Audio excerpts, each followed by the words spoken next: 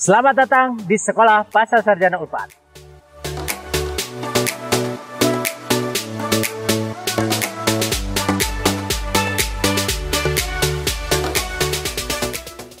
Sekolah Pascasarjana Universitas Padjadjaran berdiri pada tahun 1983 yang pertama kali dipimpin oleh Profesor Dr. Insinyur Jaja Sukanta MSc, Profesor Dr. Insinyur Haji Burhan Arif, Profesor Dr. A. Jaja Saifullah DRS MA, Profesor Dr. Insinyur Mahfud Arifin MS, Profesor Dr. Hendarmawan MSc, Doktoranda Mudianti Rahmatunisa MA PhD, dan saat ini oleh Dr. Med Setiawan sebagai dekan dan wakil dekan Dr. R. Ira Irawati MSI. Mengembangkan dan memantapkan program pascasarjana dalam menghasilkan magister dan doktor yang memiliki keunggulan profesional. Sekolah Pascasarjana mempunyai keunikan karena mengelola berbagai program studi multi dan transdisiplin. Hal ini tentu sejalan dengan luaran pendidikan yang diharapkan pada jenjang magister dan doktor untuk menghasilkan lulusan yang mempunyai kemampuan berpikir, bekerja sama, memimpin, dan mensolusikan berbagai tantangan dan permasalahan melalui pendekatan multi dan transdisiplin. Sekolah Pascasarjana Unpad ikut mendukung visi Unpad bermanfaat dan mendunia dengan menyelenggarakan program akademik yang menjawab berbagai tantangan nasional dan global.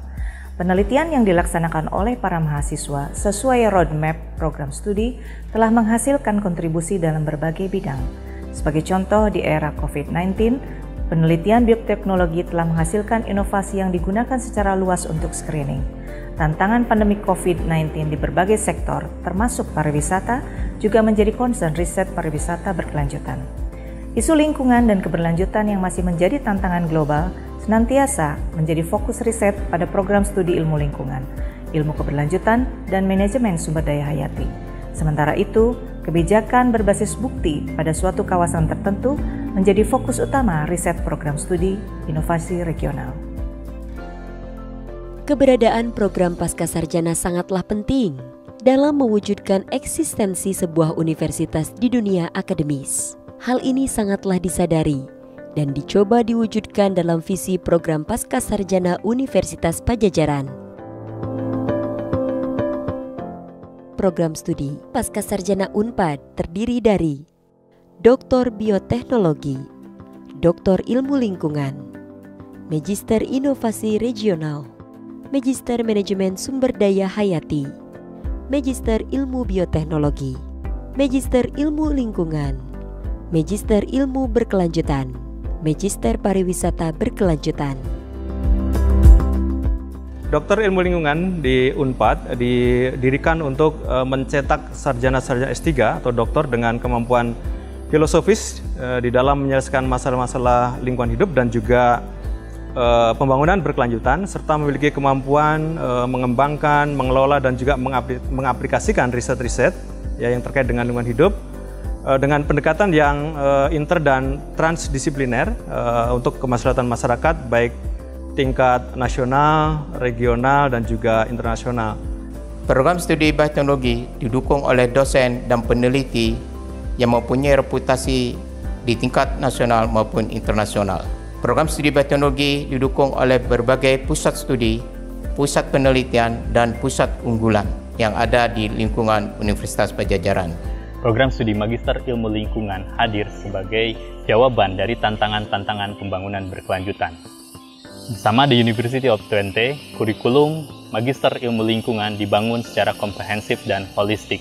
Untuk meningkatkan competitiveness dan daya saing dari lulusan, Magister Ilmu Lingkungan telah menjalin kerjasama dengan berbagai mitra internasional, baik itu dalam riset maupun double degree, diantaranya adalah University of Twente dan juga MIA University, juga dengan mitra-mitra internasional lainnya. Pariwisata berkelanjutan adalah pariwisata yang mengundang semua pihak, terutama anggota masyarakat, untuk mengelola sumber daya dengan cara memenuhi kebutuhan ekonomi, sosial, dan estetika sambil memastikan keberlanjutan budaya lokal, habitat alam, keanekaragaman hayati, dan sistem pendukung penting lainnya. Program Pascasarjana Unpad dalam penyelenggaraan programnya menjalin kerjasama dengan pihak-pihak lain di luar universitas, baik dengan perguruan tinggi negeri dan swasta dalam dan luar negeri, maupun instansi pemerintahan. Antara lain kerjasama dalam 1. Menyelenggarakan program studi, 2. Pengiriman mahasiswa, 3. Bantuan pengajar, dan kerjasama penelitian. Manajemen sumber daya hayati adalah salah satu program studi di Sekolah Pascasarjana Unpad yang berbasis multidisiplin. Jadi di program studi kami melakukan kajian 3 hal pokok atau tiga hal utama yang sedang kita kaji sampai saat ini adalah pertama adalah bio-based economy, yang kedua adalah bioprospecting, yang ketiga adalah bioremediation. Jadi ketiga hal ini kita menata kelola sumber daya hayati dari tanaman, ternak, hewan, ikan, dan biota perspektif lainnya, termasuk juga wildlife untuk kesejahteraan bersama. Program studi Sustainability Science dimaksudkan untuk mengubah perspektif masyarakat dalam memahami interaksi manusia dan lingkungan dalam konteks keberlanjutan. Program studi Sustainability Science diharapkan menghasilkan lulusan yang memiliki pola berpikir holistik, mampu menerapkan pendekatan transdisiplin, dan mengapresiasi keberagaman. Selamat datang di program studi Magister Inovasi Regional disingkat MIR, Sekolah Pascasarjana Universitas Padjadjaran. Keunikan dari Prodi MIR karena menerapkan proses pembelajaran dengan blended learning yang memadukan kegiatan pembelajaran, riset, dan pengabdian pada masyarakat berdasarkan kebutuhan di lapangan yang dikaji secara multidisiplin agar terbentuk suatu sistem inovasi regional yang melibatkan kolaborasi antar pemangku kebijakan. Beberapa perguruan tinggi luar negeri yang telah bekerja sama antara lain dengan University of Marburg dan Bochum, Jerman, Zensee, Belanda, Osaka University, Jepang, Kentucky and Berkeley, USA, Monash, Australia, serta UKM dan UPM Malaysia. Melihat kompleksitas permasalahan dan tantangan masa kini dan masa depan yang semakin berkembang, maka pilihan untuk meningkatkan kapasitas diri dan juga lembaga di Sekolah Pascasarjana Unpad adalah suatu keputusan yang tepat. Berpikir dan bertindak multi dan transdisiplin adalah kompetensi utama insani di era Society 5.0. So, mengapa tidak kita bergabung di Sekolah Pascasarjana Unpad?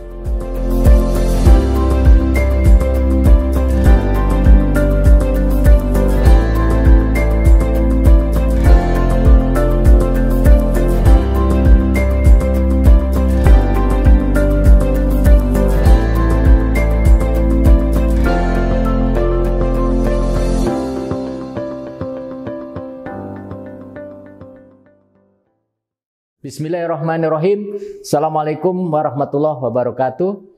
Selamat datang kepada para mahasiswa baru Sekolah Pascasarjana Universitas Padjadjaran tahun akademik 2022-2023. Alhamdulillah, melalui sebuah proses seleksi akhirnya teman-teman mahasiswa bisa diterima sebagai warga Universitas Padjadjaran, terkhusus di Sekolah Pascasarjana.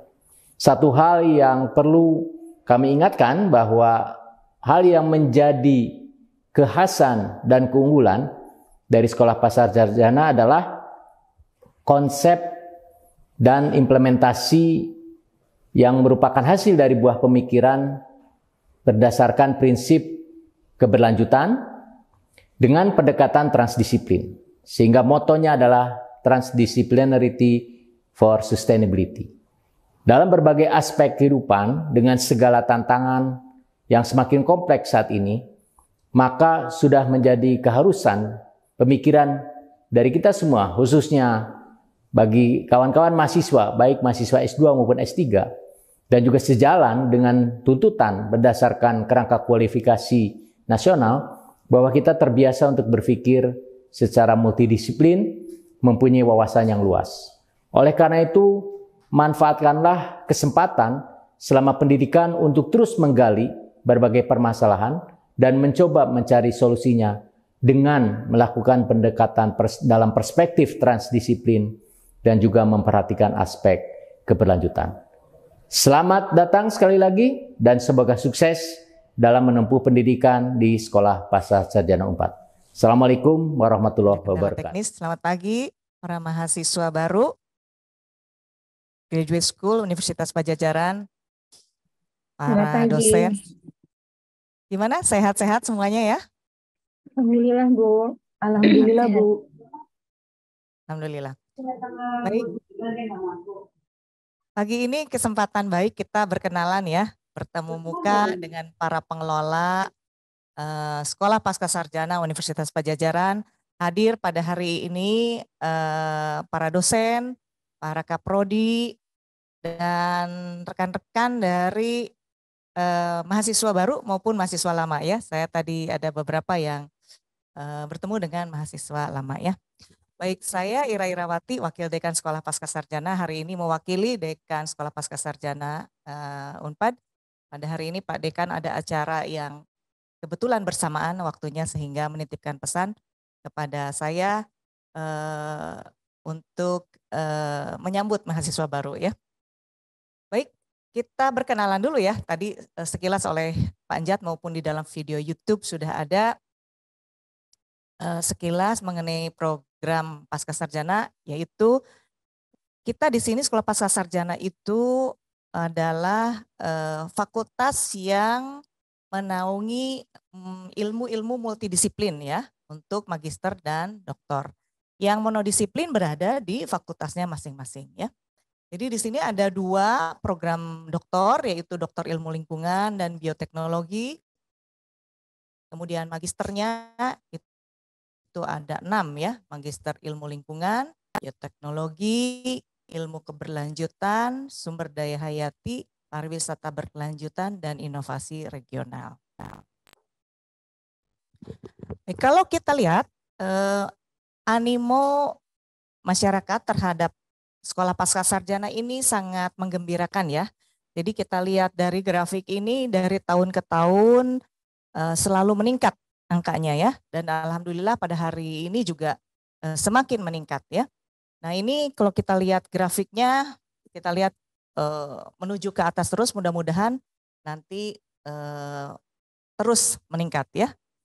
Kalau kita lihat di dalam gambar ini, maka sebagian besar mahasiswanya adalah mahasiswa magister ya, dan sebagian kecil 34% itu adalah mahasiswa doktor ya. Mudah-mudahan nih yang magister nanti melanjutkan lagi ke program studi doktor ya. Baik, di kampus kita di gedung ini namanya Gedung Sekolah Pasca Sarjana. Jadi nanti kalau Anda berkirim surat atau mengirimkan alamat lokasi ini berada di kampus Unpad Jalan Dipati. Ya, jadi kita punya satu gedung khusus Sekolah Pasca Sarjana dengan fasilitas yang saya kira sangat mumpuni ya untuk Anda belajar di sini. Jadi kalau kita lihat di lantai 1 di bawah itu ada satu ruangan yang Instagramable ya. Nanti setelah ini Anda wajib ya foto di sini. Ini namanya ruang internasional ya. Jadi mahasiswa-mahasiswa asing bisa menggunakan ruangan ini untuk berkumpul atau mengadakan satu acara ya, gathering di sana. Nah kemudian di sampingnya itu ada ruangan yang bisa digunakan untuk Anda belajar maupun bertemu dengan dosennya ya. Nah ini namanya ruangan biofit ya. Nah ruangan biofit ini bisa digunakan untuk mahasiswa, bisa juga untuk dosen atau dosen bertemu dengan mahasiswa ya. Nah ini ruangannya cukup luas, bisa menampung kurang lebih 30 orangan lah ya. Nah, kalau Anda mau bimbingan dengan dosennya bisa dilakukan di ruangan biofit ini ya. Ini namanya co-working space ya. Kemudian ada lagi yang khusus untuk mahasiswa. Nah ini kalau tadi kan dosen dengan mahasiswa bisa menggunakan ruang biofit ya yang tadi. Nah ruangan ini yaitu ruangan Buana Kaseti. Ini sponsorship dari PT Buana Kaseti. Ini adalah ruangan yang diperuntukkan khusus untuk mahasiswa. Jadi mahasiswa punya ruang tersendiri. Ada ruangannya ruang bersama ya di tengah. Nanti Anda bisa cek ya di lantai 1 bagian ujung sebelah kanan. Ya. Nah, ada juga ruangan-ruangan private yang seperti dilihat di sini, ada bisa isinya 3 atau 4 orang ya kalau Anda ada bekerja secara berkelompok. Ada juga yang mandiri, kalau Anda pengen lebih private, ada ruangan yang khusus sendiri ya, yang digambar di ujung sebelah kiri ya. Kemudian juga kami sediakan air mineral gratis ya. Anda bisa tinggal bawa tumblernya saja ke sana. Kemudian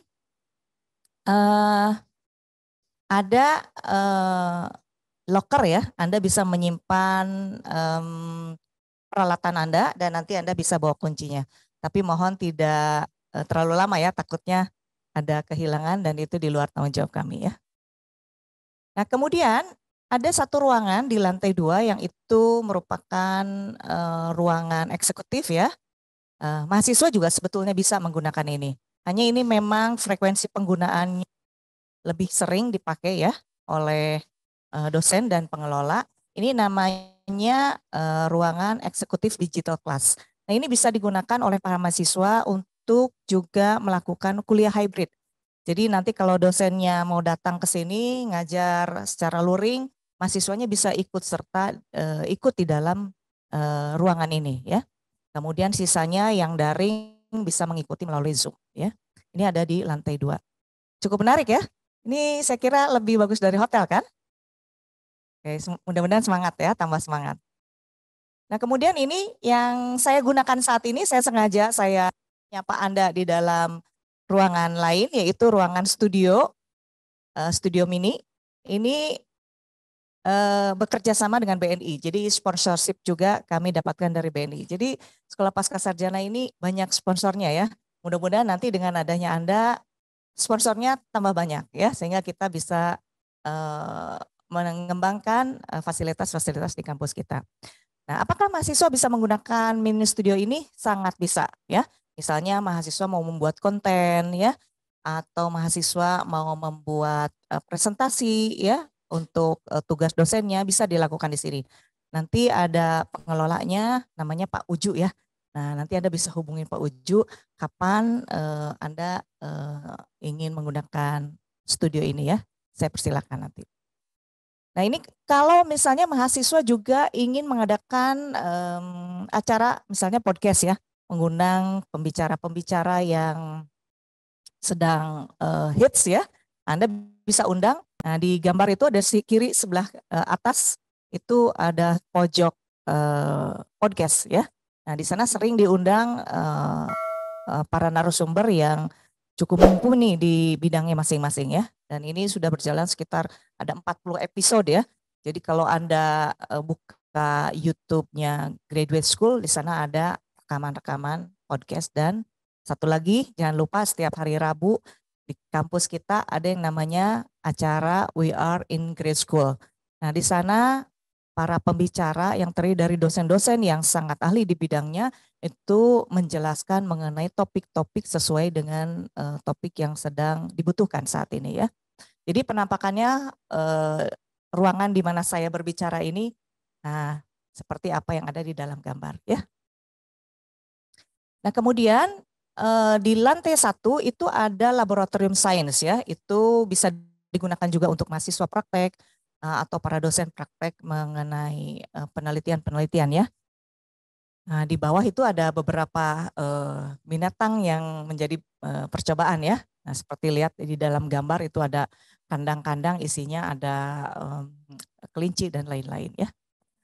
Kemudian di lantai bawah di sebelah kanan itu ada satu ruangan disebut dengan ruangan function room ya.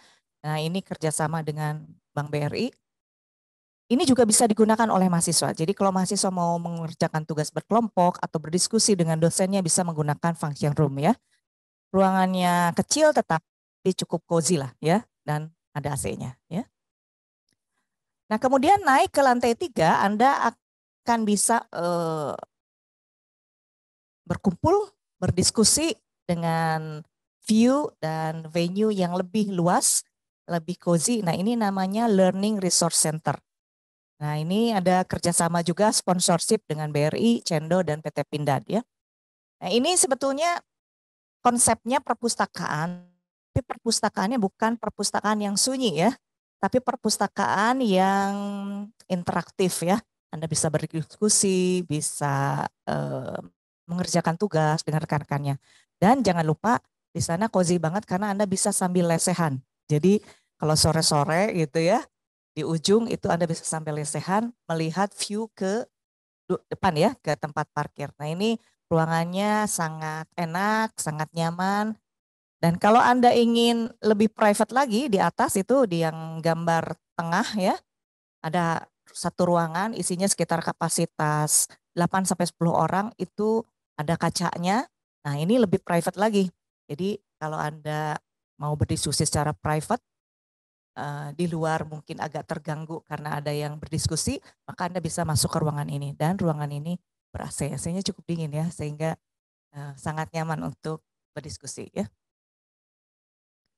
Nah, yang ruangan yang Anda tempati sekarang, yang khusus untuk yang luring, ini adalah hybrid class ya. Ini memang baru, kurang lebih sebulan yang lalu baru selesai dan masih ada sedikit finishing touch yang harus dilakukan ya. Nah ini Anda bisa gunakan juga untuk ruang kelas ya, atau ruang diskusi. Nanti kalau misalnya diskusinya jumlah mahasiswanya sedikit, bisa disekat menjadi 2 ruang ya. Anda bisa menggunakan ruangan-ruangan ini untuk belajar. Nah kemudian di lantai 3 ada juga selain tadi ada Learning Resource Center atau LEROX kita kenalnya, ada beberapa ruangan lagi, tapi ruangannya masih ruangannya agak lama ya, belum renovasi. Nah ini seperti yang ada di gambar di sudut sebelah kiri ini ada ruang untuk diskusi mahasiswa atau untuk kelas ya. Nah kami sudah siapkan ini ruangannya dengan teknologi supaya bisa hybrid class ya. Jadi untuk Anda mahasiswa baru yang saat ini berdomisili di Bandung atau kos di Bandung, maka bisa mengikuti kuliah dari kelas-kelas seperti yang ada di gambar-gambar tadi ya. Nah, saya kembalikan ke slide 1 ya. Tadi ada jajaran, tentu ini Anda sudah tidak asing ya, tadi sudah diperkenalkan oleh Pak Enjat. Ini adalah profil pengelola ya, ada kaprodi, ada manajer, kemudian ada unit penjaminan mutu ya. Nah nanti Anda bisa lihat juga ini di dalam YouTube ya, sehingga Anda nanti bisa berkenalan. Dan setelah ini nanti pada akhir acara Anda akan bertemu dengan para kaprodi ya masing-masing. Nanti kita akan bagi menjadi kelas-kelas di breakout room ya. Demikian Pak Enjat, saya kira paparan dari saya pada mahasiswa baru, selamat belajar dengan nyaman di kampus kita. Mudah-mudahan Anda cepat lulus dari sini. Bagi yang S2, cepat melanjutkan ke S3. Jangan ke fakultas lain, tetap berada di fakultas ini, Sekolah Pascasarjana. Terima kasih. Assalamualaikum warahmatullahi wabarakatuh. Terima kasih Pak Enjat atas waktunya. Selanjutnya, sebelum kita mulai, saya mau menyapa mahasiswa baru ya, Sekolah Pascasarjana Unpad. Selamat bergabung dan semoga Anda semua sukses nanti ya. Sukses masuknya dan juga sukses keluarnya tepat pada waktunya. Dalam kesempatan kali ini kita akan mengikuti kuliah lah ya, kuliah Prof ya. Kuliah perdana. Nah, kuliah perdana dari Profesor Dr. Johan Iskandar yang berjudul Human Ecology and Environmental Challenges. Jadi ekologi manusia dan tantangan-tantangan lingkungan. Sebelum kita mulai, saya perkenalkan dulu Profesor Johan Iskandar. Profesor Johan Iskandar adalah guru besar di program studi biologi Fakultas Matematika dan Ilmu Pengetahuan Alam Universitas Pajajaran. Dan beliau selain staf pengajar di program studi biologi, juga di program studi magister ilmu lingkungan, PSMIL, dan doktor ilmu lingkungan atau DIL di Fakultas Pasca Sarjana Universitas Padjadjaran.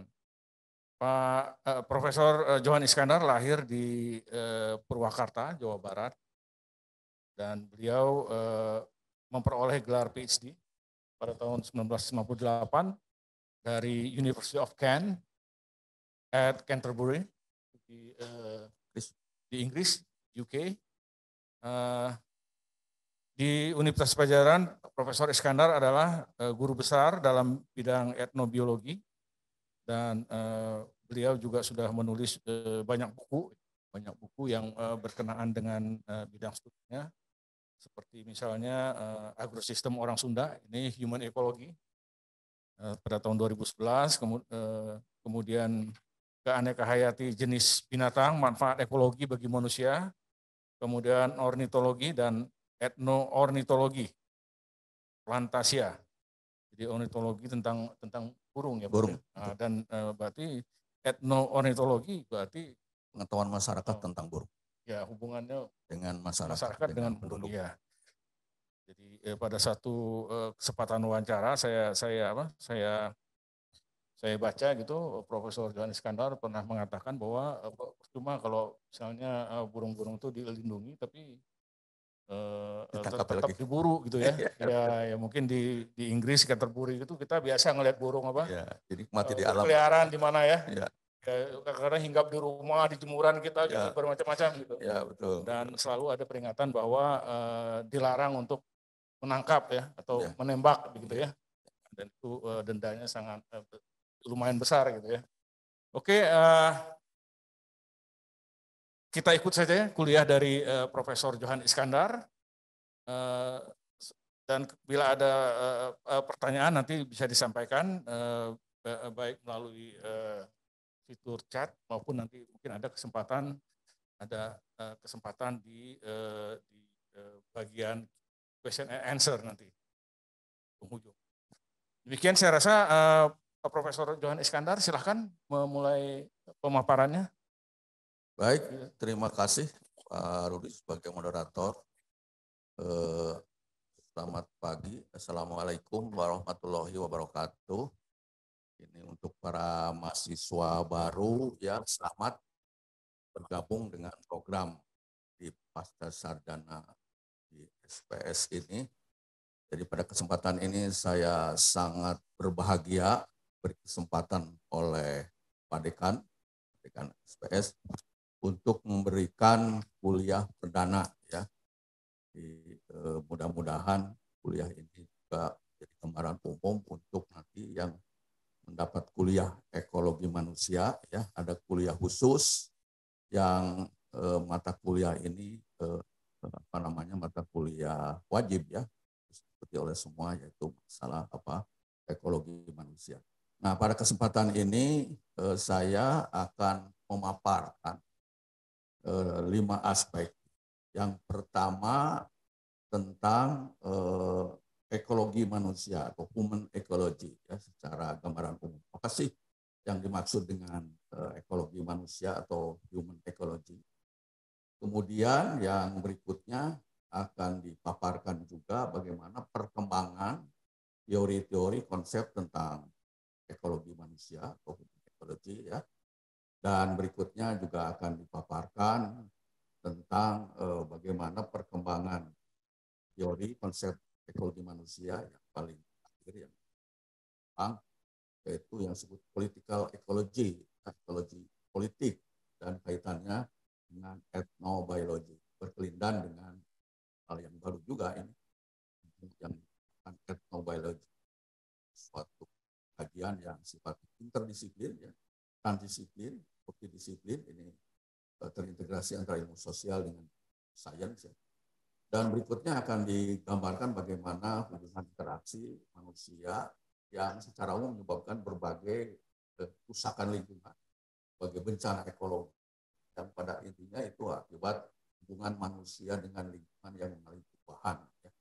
Dan yang terakhir, mungkin sebagai contoh kasus lebih konkret, saya akan menemukan bahkan tentang studi khusus bagaimana masyarakat tradisional di pedesaan yang masih mempertahankan sistem pengetahuan ekologi tradisionalnya dibalut dengan kepercayaan yang secara umum menentukan pengelolaan yang kategori sustainability, bahkan dikategorikan dengan teori baru ini strong sustainability. Sustainability itu bukan hal baru bagi masyarakat tradisional, ya, walaupun konsepnya kita seolah-olah baru, dalam prakteknya sudah dilaksanakan. Dan terakhir tentu akan bila ingin mengetahui ada beberapa literaturnya yang dipakai untuk paparan pada hari ini.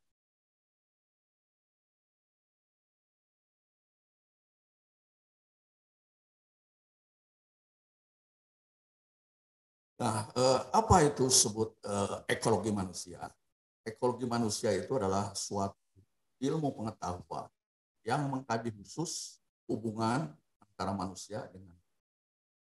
Nah, di beberapa negara, ekologi juga dinamakan juga environmental anthropology, dengan antara manusia dengan. Dalam melihat dalam sudut pandang ekologi manusia, bahwa yang disebut lingkungan itu disebut ekosistem. Mengapa disebut ekosistem? Karena di alam itu, di lingkungan itu, semua komponen itu merupakan sistem ekologi. Jadi ada air, ada tanah, ada flora, ada fauna. Itu semua tidak bisa terpisahkan. Yang berubahnya satu komponen akan berubah pada komponen. Sementara di luar ekosistem adalah sistem sosial. Manusia dengan satu sama lain sistem sosial. Apa yang disebut sistem sosial, apa yang dimiliki oleh manusia, itu pengetahuannya, teknologinya, kepercayaannya, agamanya. Manusia dalam kehidupan sehari-harinya dapat support, dukungan dari ekosistem. Ya, kita tidak mungkin terpisahkan dengan ekosistem. Karena dari ekosistem ada aliran yang disebut energi, materi, dan informasi. Apa yang disebut energi adalah sesuatu yang memberi kekuatan energi kepada manusia, bisa dalam bentuk kayu bakar, bisa dalam bentuk bahan fosil, ya, bahan pangan, juga materi itu terutama pangan, bahan tradisional, ya, ragam, termasuk juga informasi. Informasi adalah sesuatu yang memberi pengetahuan kepada manusia yang diperoleh dari ekosistem. Manusia melihat tingkah laku binatang, melihat kondisi cuaca, melihat kondisi tanah dan sebagainya, memberi pengetahuan. Nah, ini berkembang menjadi pengetahuan ekologi tradisional, pengetahuan barat yang dimiliki oleh penduduk desa. Desa itu walaupun pendidikannya tanda petik ya rendah, tapi dalam pengetahuan ekologi mereka sangat dalam karena sedikit. Nah, itulah yang disebut kajian ekologi manusia itu mengkaji khusus bagaimana hubungannya manusia dengan. Nah,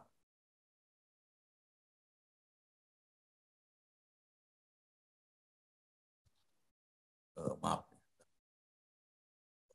Nah, untuk melihat teori hubungan manusia dengan lingkungan, yang paling awal berkembang, ya, konsep teorinya itu yang disebut environmental determinism. Apa artinya? Bahwa manusia itu dibentuk, ya, dan manusia dibentuk oleh faktor lingkungan. Ini paling awal ya berkembangnya sampai tahun 60-an ya teori ini. Apa maksudnya? Bahwa kebudayaan manusia seperti itu tidak lepas dari pengaruh lingkungan. Apakah pengaruh dari lokasi tempat tinggal, ada iklim dan cuacanya, ada topografinya. Jadi terbentuklah suatu budaya khusus dari masyarakat dipengaruhi oleh lingkungan. Dengan contoh-contoh dikatakan di mana orang orang Inggris kecanggihan dalam hal maritim. Adalah heran karena faktor lingkungannya, faktor nggak kerja hari ini. Iya, sendiri. Oh. Lautan ya. Ditahan. Tadi sama ada Ipar. Ada yang masuk.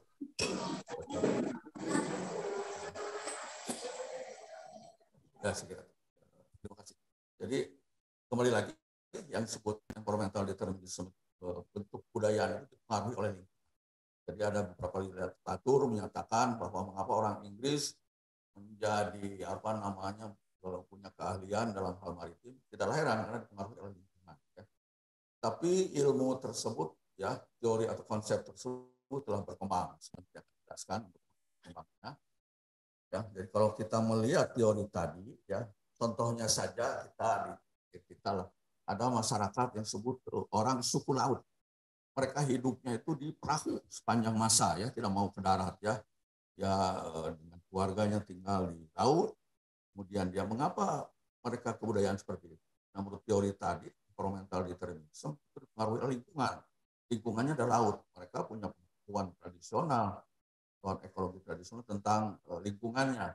Mereka misalnya membedakan musim, kalau di Jawa Barat secara umum, ini musim hujan, musim kemarau. Mereka mengenal yang disebut musim, ya. Kapan musim menangkap ikan yang bagus, kapan musim kemarau, kapan musim banyak badai dan sebagainya. Itu adalah pengetahuan mereka berinteraksi dengan lingkungannya. Jadi lingkungan memberi sumber pengetahuan kepada masyarakat suku laut. Ya. Dan mereka menurut teori tadi yang disebut environmental determinism dipengaruhi oleh lingkungan. Itu berdasarkan teori yang paling awal dari teori ekologi manusia. Tapi teori atau konsep itu berkembang terus, yang akhirnya juga saya loncat saja ke perkembangan terakhir. Dalam teori ekologi manusia itu berkembang yang disebut political ecology, ya, ekologi politik. Jadi dalam teori ini melihat lebih luas lagi interaksi manusia dengan lingkungan itu, berkelindan juga dengan aspek politik. Jadi harus dikaji juga aspek politik. Juga dikaji juga dengan faktor budaya manusia dan ekonomi serta hierarki, ya, pengaruh dari lokal, nasional juga internasional dan global itu berpengaruh pada interaksi manusia dengan. Nah, inilah teori yang baru dalam ekologi manusia disebut political ecology. Bahkan dalam perkembangan terakhir political ecology berkelindan dengan yang disebut ilmu yang relatif baru, ya, ethnobiology. Ya, etnobiologi itu mengkaji pengetahuan penduduk, ya, dan prakteknya tentang biologi, tentang lingkungan. Jadi bukan pengetahuan barat, pengetahuan yang dimiliki oleh suatu masyarakat, ya, masyarakat punya pengetahuan secara turun-temurun dari pengalaman pribadi, tidak tertulis, ditransmisikan, disebarkan oleh melalui bahasa lisan, bahasa ibu, sehingga mudah punah, tapi sangat mendalam dan khas lokal. Untuk mengkaji ekologi manusia, hubungan manusia dengan lingkungan, perlu dilihat dari sudut pandang etnobiologi dalam skala yang paling mikro. Ya. Nah, oleh sebab itu, hubungan manusia dengan lingkungan tadi, ekologi manusia itu dikaji juga secara pengetahuan dari masyarakat lokalnya. Sehingga berkembanglah yang disebut sekarang etnoscience, pengetahuan penduduk tentang sampah. Ya. Kembang ada yang disebut ornitologi, tadi yang disebut ada etnomedicine, ya, ada etnofarmakologi, ada macam-macam studi dari pengetahuan penduduk dikaji secara ilmiah. Ya. Nah, hasil praktisnya dari kajian itu tentu digunakan untuk pembangunan berkelanjutan, menemukan obat-obat baru berdasarkan kajian etnomedicine ataupun etnofarmakologi atau etnobotani tumbuhan obat, ya. Sementara secara ilmiahnya itu untuk pengembangan ilmu pengetahuan. Nah, ini ada kajian di tingkat lokal, dikaji secara etnobiologi, etnoscience, tapi secara lebih globalnya bisa dikaji dari sudut pandang political ecology. Nah, juga ada hal yang baru sekarang mendapat perhatian bahwa kajian itu mengkaji juga biocultural system. Apa itu biocultural system? Bahwa keanekaragaman biologi di alam itu tidak pernah lepas dari adanya aneka ragam budaya dan aneka ragam bahasa. Nah, Indonesia sungguh beruntung memiliki aneka ragam hayati, geological diversity, ranking kedua di dunia setelah negara Brasil. Demikian juga dalam hal aneka ragam budaya, kita itu memiliki bahasa lokal, bahasa ibu, ranking kedua setelah Papua New Guinea. Jadi adanya aneka ragam budaya, aneka ragam bahasa, bentuk juga yang disebut keanekaragaman hayati di alam. Jadi kalau kita memperhatikan lanskap di alam itu bukan alami, tapi pengaruh dari budaya manusia yang interaksinya dengan lingkungan. Nah, bagaimana manusia memperlakukan lingkungan biasanya tergantung dari persepsinya dari manusia itu terhadap lingkungan. Persepsi itu berasal dari informasi, ya, informasi memahami tentang lingkungan, lalu dipersepsikan dan menjadi tindakan manusia. Sebagai contoh, masyarakat tradisional pedesaan punya persepsi bahwa hutan tertentu dikategorikan sakral, dikeramatkan, maka tindakannya dia mengkeramatkan. Tapi sekarang dengan perubahan zaman tentu mengalami perubahan persepsi terhadap ekosistem, menyebabkan juga perubahan tindakan manusia kepada ya. Jadi sekarang ada mulai perubahan dengan drastis tentang lingkungan buat pengaruh manusia. Mengapa ini terjadi? Karena populasi manusia terus bertambah secara logaritma. Ya. Angka yang lahir banyak daripada yang meninggal, maka jumlah penduduk terus bertambah. Maka akibatnya tekanan terhadap sumber daya alam tentu akan meningkat.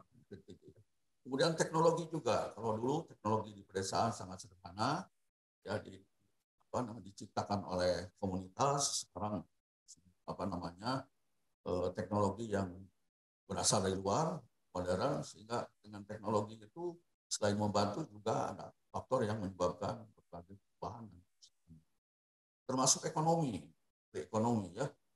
Pada masa lalu penduduk secara tradisional ekonominya subsisten, untuk kebutuhan sendiri saja, tidak ada ekonomi pasar, berbagai hasil sumber daya untuk mencukupi kebutuhan hidup dalam kota. Tapi sekarang itu menjadi derasnya sistem ekonomi pasar masuk ke pelosok-pelosok pedesaan tanah air, sehingga segala macam sumber daya yang ada di desa bukan hanya untuk kebutuhannya dalam kota, tapi diperdagangkan. Contoh yang paling konkret, sekarang burung tadi telah didiskusikan atau telah disampaikan oleh Pak Moderator, burung di alam ini banyak diburu, bukan untuk dipelihara saja, tapi sekarang diperdagangkan. Apa diperdagangkan? Karena laku untuk dikonteskan di kota, ya, ada hobi memelihara burung. Nah, akibatnya sumber daya walaupun terbarukan, kalau ditangkap terus menerus dengan teknologi baru, ya, dengan jaring, alat rekaman untuk mengundang burung tertangkap, juga menyebabkan perubahan lingkungan, termasuk juga ada pandangan disebut ekosentrisme berubah menjadi antroposentrisme. Ekosentrisme itu pada dasarnya adalah pandangan ekologi manusia. Jadi masyarakat tradisional dalam hidupnya dulu memandang bahwa punya hubungan dengan biotik, abiotik, dengan faktor hidup dan tak hidup. Tidak boleh berdiri sendiri, tidak memandang bahwa hidup bebas, tapi harus memperhatikan alam. Sekarang antroposentris, pandangan orang bahwa pusat kekuasaan itu adalah manusia. Segala macam kepentingan adalah manusia yang punya kewenangan untuk berubah. Darilah perubahan yang menyebabkan perubahan lingkungan, dan pada kasus tadi bencana orang menyatakan, selalu dikatakan bencana alam, ya. Nah, kalau kita perhatikan bencana itu sebetulnya ada 3 kategori, ya. Bencana alam oleh alam, oleh gunung api, mungkin juga ada gempa, ada tsunami. Memang negara kita dikelilingi oleh ada apinya, ada lempengan-lempengan secara alami bisa terjadi menyebabkan bencana alam. Tapi juga tak kalah pentingnya adalah bencana akibat kombinasi paruh manusia dengan alam. Contohnya sekarang yang populer adalah pemanasan global yang menyebabkan perubahan iklim, ya, yang berubah itu cuaca dan curah hujan. Curah hujan selalu kategori tidak normal menjadi banyak kalau musim hujan, kalau musim kemarau sedikit, terjadilah disebut bencana kekeringan, ya, berbagai wilayah. Kemudian musim hujannya ada banjir, bencana. Itu faktor bukan hanya alam, tapi juga faktor oleh kombinasi, ya, faktor oleh manusia yang mengubah kawasan hutan yang biasanya menjaga sistem biologi, akhirnya dipengaruhi oleh manusia karena hutannya tebang, dari fungsikan menjadi pertanian, jadilah disebut banjir, musim kemarau, terjadi kekeringan.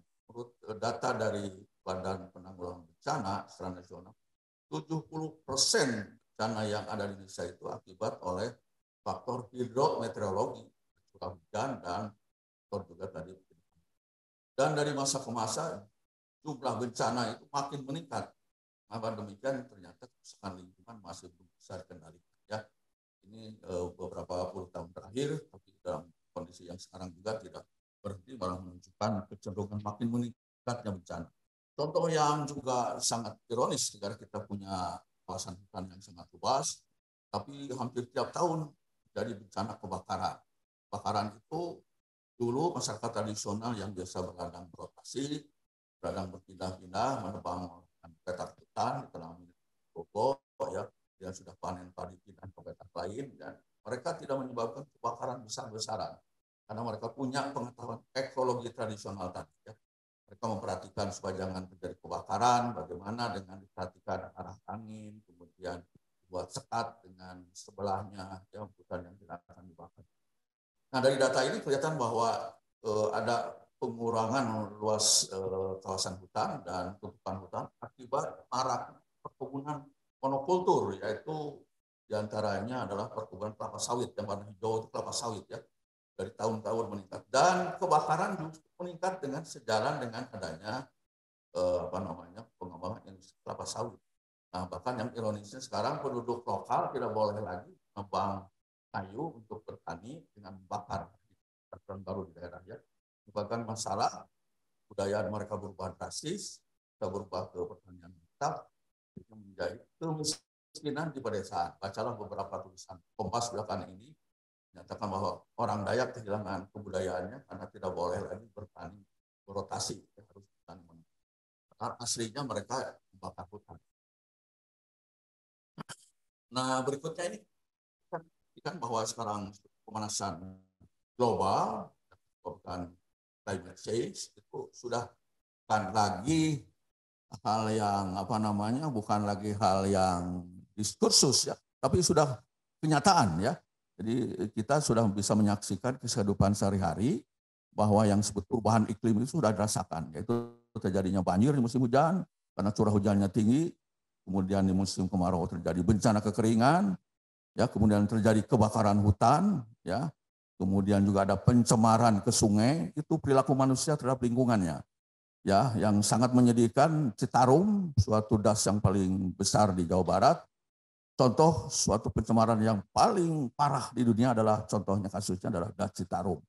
Nah, ini bukan karena bencana alam, tapi perilaku manusia, karena di daerah hulunya terjadi perubahan alih fungsi lahan dari lahan pertanian agroforestry tradisional menjadi lahan monokultur yang komersil ya.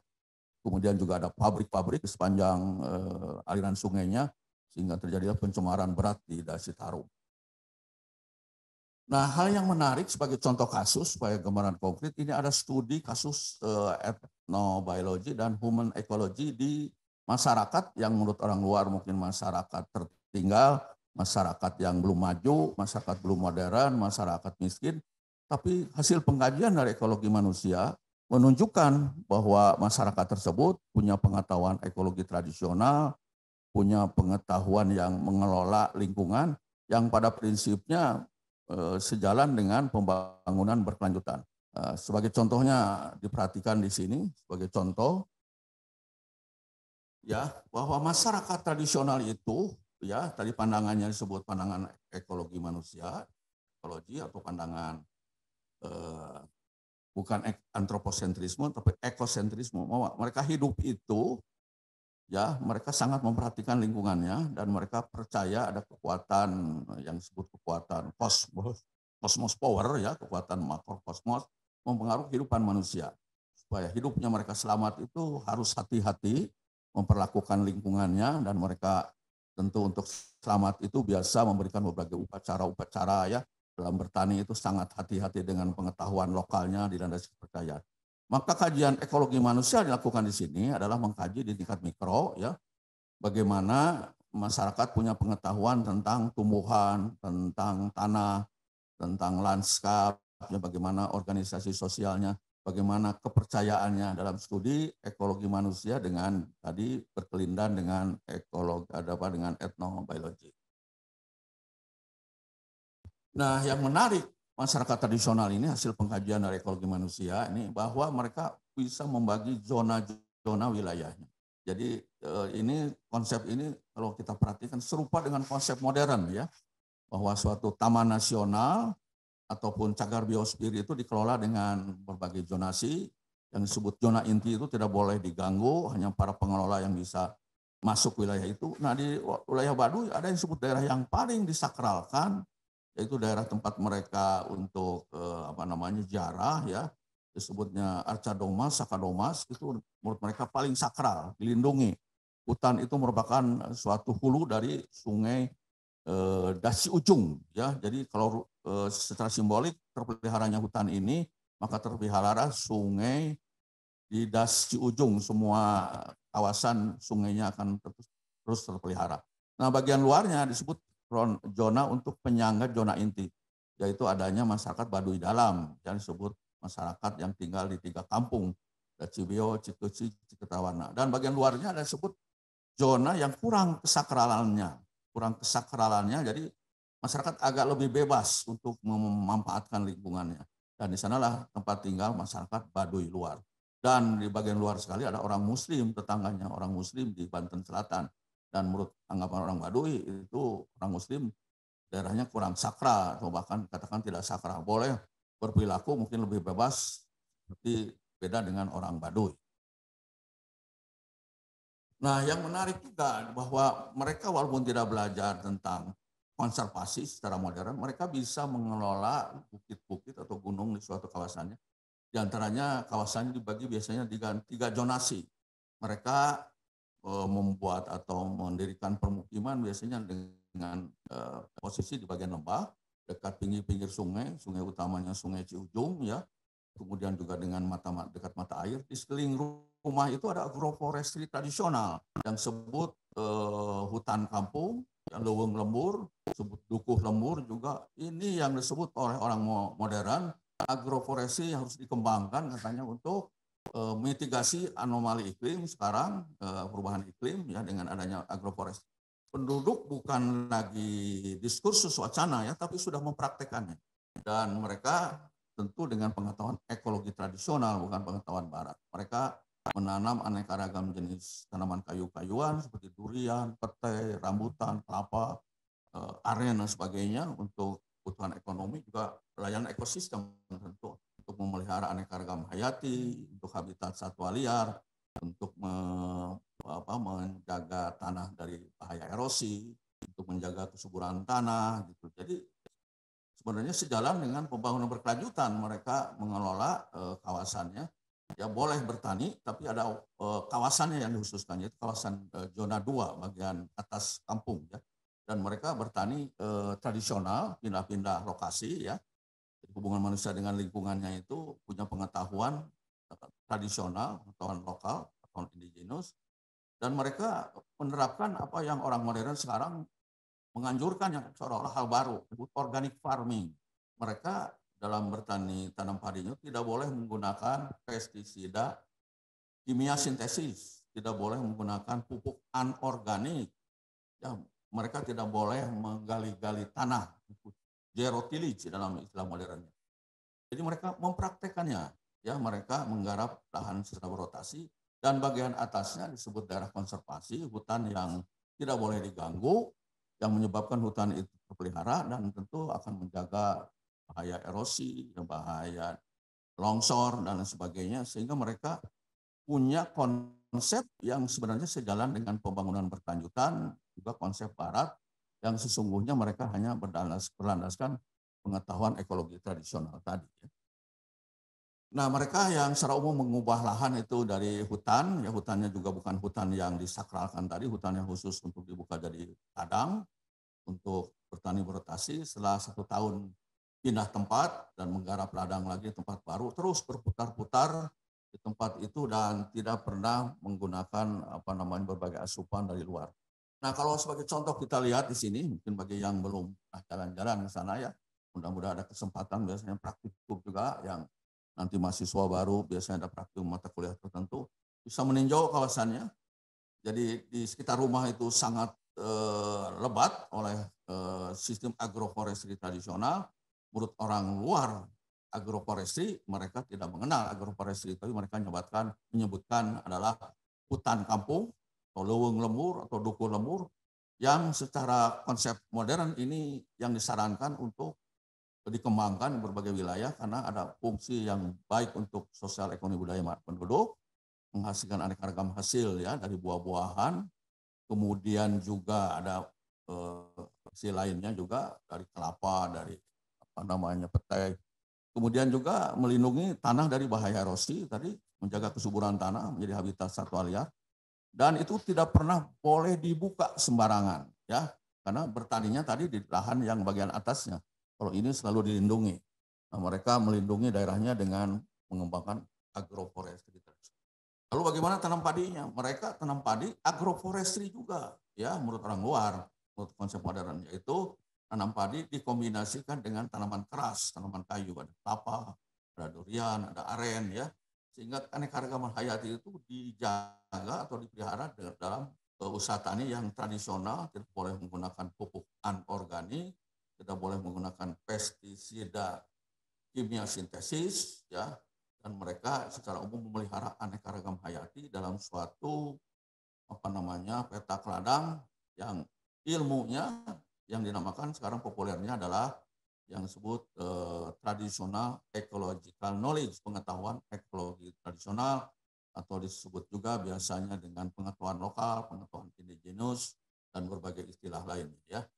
Dan mereka mempraktikkan organic farming tadi, kemudian juga mereka menggunakan praktek yang disarankan sekarang banyak kursus-kursus di luar yang disebut LESA, Low External Input and Sustainable Agriculture. Jadi diharapkan input-input dari luar itu diminimalkan gitu ya, jangan sampai tergantung keluar. Nah, orang Baduy ini justru boleh dikatakan tidak tergantung sama sekali keluar, karena benih padi tidak disediakan dari luar, tidak membeli dari luar, dari toko, dari pasar, tapi mereka menyediakan sendiri, ya. Kemudian juga pupuk dari pupuk alami, dari organik, ya, pupuk organik, kemudian juga pestisida meramu sendiri dengan aneka ragam tumbuhan dibuat biopestisida atau botani pestisida, sehingga mereka tidak tergantung kepada pihak luar, ya, kepada keluar. Nah, mereka untuk menjaga kesuburan tanahnya juga, ya, yang menarik, mereka juga mengintroduksi tanaman albasia. Tanaman itu tanaman kacang-kacangan, mereka tidak asing lagi, biasa menanam juga tanaman kacang-kacangan di ladang, tapi ini berupa kayu. Nah, ini merupakan hal baru, ya, hybrid knowledge, pengetahuan modern dari luar, mereka belajar dari orang muslim, dan menanam kayu, ditanam, disatukan di satu petak ladang, dan nanti kalau mereka habis tanam padi, dan di ladang ini ditanami oleh kayu albasianya terus tumbuh bentuk hutan sekunder, dan kalau membuka lagi itu jadikan ladang, mereka memanen kayu, dan mereka setiap keluarga mendapat uang yang begitu banyak, jutaan rupiah, itu katanya orang Baduy miskin, mereka dari manen kayu saja bisa menghasilkan jutaan rupiah, karena mereka menanam, mengintroduksi tanaman albasia. Padahal tanaman lain cengkeh, monokultur tidak boleh menurut adat, ya. Kemudian nanam asalnya tanaman kopi juga secara monokultur tidak boleh, tapi dalam sistem agroforestry oleh pimpinan adatnya seperti dibolehkan dengan perkembangan hybrid knowledge tadi, ya. Nah, contohnya sebagai contoh, kopi dulu awalnya tidak boleh dalam arti monokultur, tapi kalau dikombinasikan dalam suatu agroforestry, mereka sekarang membudidayakan kopi, dan hasil kopinya tentu untuk menghasilkan ekonomi, dijual untuk untuk mendapatkan uang tunai, tapi juga untuk ngopi sehari-hari, ya, disebutnya ngaleut enjing, katanya ngaleut siang, ngaleut sonten, mereka minum kopi buatan sendiri, kemudian ada juga membuat gula aren dari hasil nyadapnya juga hasil sendiri. Jadi mereka secara umum punya kemandirian dalam hal pangan. Demikian juga mereka punya pengetahuan yang disebut kalender tani, ya. Kalau di Jawa mungkin disebut pranata mangsa. Di Jawa mungkin hampir punah, ya, di beberapa wilayah di Sunda dan Jawa, di pedesaan lainnya, karena ada program memodernkan usaha tani sawah dulu, ya. Tani sawah dulu aslinya penduduk kan memperhatikan curah hujan, cuaca, ya, kapan harus tanam padi, kapan harus panen padi.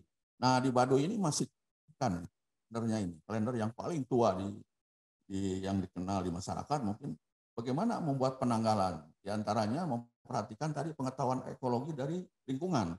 yaitu dananya rasi bintang ya. Mereka di waktu fajar pagi melihat ada rasi bintang, namanya bintang kidang menurut mereka, menurut ilmiahnya adalah the belt of Orion ya. Kalau ada posisi di timur sudah kelihatan muncul, wah ini tanda kemarau. Mereka siap-siap menebang semua belukar untuk tanam padi. Nah, bergeser ke besok harinya bisa dilihat, minggu berikutnya posisi rasi bintang sudah bergeser, dan kalau kelihatan katanya tepat di atas kepala, ya waktu fajar itu, menandakan musim hujan akan turun, mereka tanam padi. Dan begitu mereka sudah tidak melihat lagi rasi bintang, maka tidak boleh lagi pantang lagi untuk tanam padi. Nah, cuaca sudah tidak cocok lagi. Jadi mereka sangat mendalam, punya pengetahuan tentang cuaca, tentang iklim, untuk mempertahankan keberlanjutan budidaya tanam padi di lahan ladang mereka ya. Nah, mereka punya penanggalan yang saya perbandingkan dengan penanggalan Pranata Mangsa di Jawa. Yang unik di Batu ini, tiap bulannya harinya itu 30, diupayakan untuk 30 hari ya. Mereka ada bulan baru, tahun barunya Safar, 30 hari ya, biasanya bertepatan dengan April Mei, dan tutup tahunnya atau kalau kita akhir tahun mungkin ketiga ya, dan kembali lagi ke Safar, ditentukan penanggalannya itu dengan memperhatikan tadi kondisi-kondisi di alam ya. Jadi bulannya masih sama Safar, tapi tanggalnya bisa bergeser ya, bisa tidak April Mei lagi, gantung cuaca di tempat itu. Jadi mereka sangat adaptif, pengetahuan menyesuaikan dengan kondisi cuaca yang ada di lingkungan. Nah, kalau kita evaluasi secara ilmiah, bagaimana aktivitas mereka berladang, di peladangnya itu ada peladang yang ladang sakral milik bersama, ada ladang khusus pimpinan adatnya yang disebut ladang puun, ya, Kuma Puun, kemudian ladang masyarakat yang punya ladang di masyarakat, masyarakat Baduy luar atau di dalam. Nah, kelihatan sekali bahwa mereka menyiapkan lahan ya untuk tanam padi itu di musim-musim kemarau. Mengapa demikian? Karena untuk menebang itu biasanya hasil tebangan harus kering, perlu dibakar menjadi pupuk organik. Nah, tanam padi menuju menurut curah hujan ini dari data sekunder dari Badan Meteorologi itu menunjukkan bahwa mereka tanam padi menuju awal musim hujan, dan ketika mau panen lagi menuju musim kemarau lagi. Jadi mereka adaptif terhadap perubahan cuaca, terhadap perubahan curah hujan. Jadi ini pengetahuan yang dimiliki oleh masyarakat tradisional ya, masyarakat kita mungkin di tempat lain hal yang sama ya. Kemudian mereka juga punya ketahanan pangan yang sekarang digembor-gemborkan supaya kita punya ketahanan pangan, bisa menyimpan hasil padi ya dalam bentuk lumbung padi disebut leuit, bisa mencapai 50-60 tahun tahan, masih bisa untuk dikonsumsi. Tapi untuk benihnya tentu masih mencari benih baru ya, kalau tidak punya varietas itu mereka minjam ke tetangganya, ke saudaranya. Jadi dalam suatu petak ladang itu tadi aneka ragam varietas padi.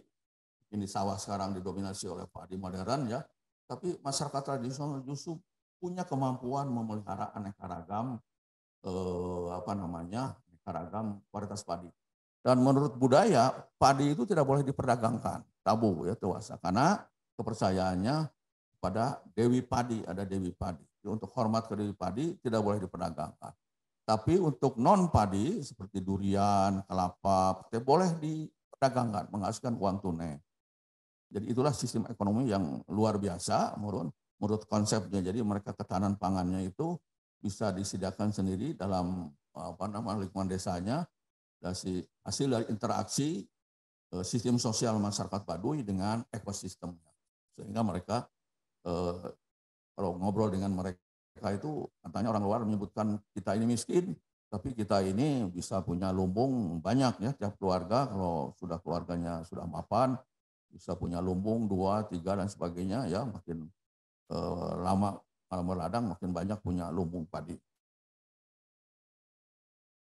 Dan dari hasil kajian kami, ini hasil ekologi, kajian human ecology dan ethnobiology, mencatat 89 varietas padi yang masih dipertahankan oleh masyarakat Baduy dalam dan Baduy luar. Sementara di luar sawah mungkin sekarang hanya beberapa varietas saja, karena waktu zaman revolusi hijau kita disarankan untuk menanam padi yang unggul, hasil rekayasa genetik di laboratorium, impor dari IRI ya, International Rice Research Institute. Kita dianggap baik menanam itu karena produksinya tinggi, tapi akhirnya produktivitas tinggi, tapi stabilitasnya rendah, hama wareng, kemudian ada tidak tahan terhadap perubahan iklim, cuaca, banjir, kekeringan. Tapi masyarakat Baduy masih bisa mempertahankan 89 varietas. Berdasarkan klasifikasi mereka, ada sebut padi ketan, padi non-ketan, aneka ragamnya, ada padi berdasarkan morfologinya, ada padi bulu, padinya tidak berbulu, ya sekamnya itu. Kalau di luar mungkin sekarang seragam padi tidak berbulu saja. Kemudian dari warna beras, atau warna berasnya warna-warni, ada yang merah, ada yang hitam, ada yang putih sekali. Pengetahuan mereka ada juga varietas padi itu merupakan varietas yang cepat tumbuhnya, panennya cepat dipanen, itu ditanami untuk ada yang gagal menanam sebelumnya ditanam oleh varietas yang khusus. Kemudian juga ada yang disebut mereka berdasarkan lamanya atau masa untuk dipanennya. Jadi ada yang bisa dipanen cepat, ada yang bisa dipanen lebih lama gitu ya. Itu berdasarkan penggolongan menurut mereka.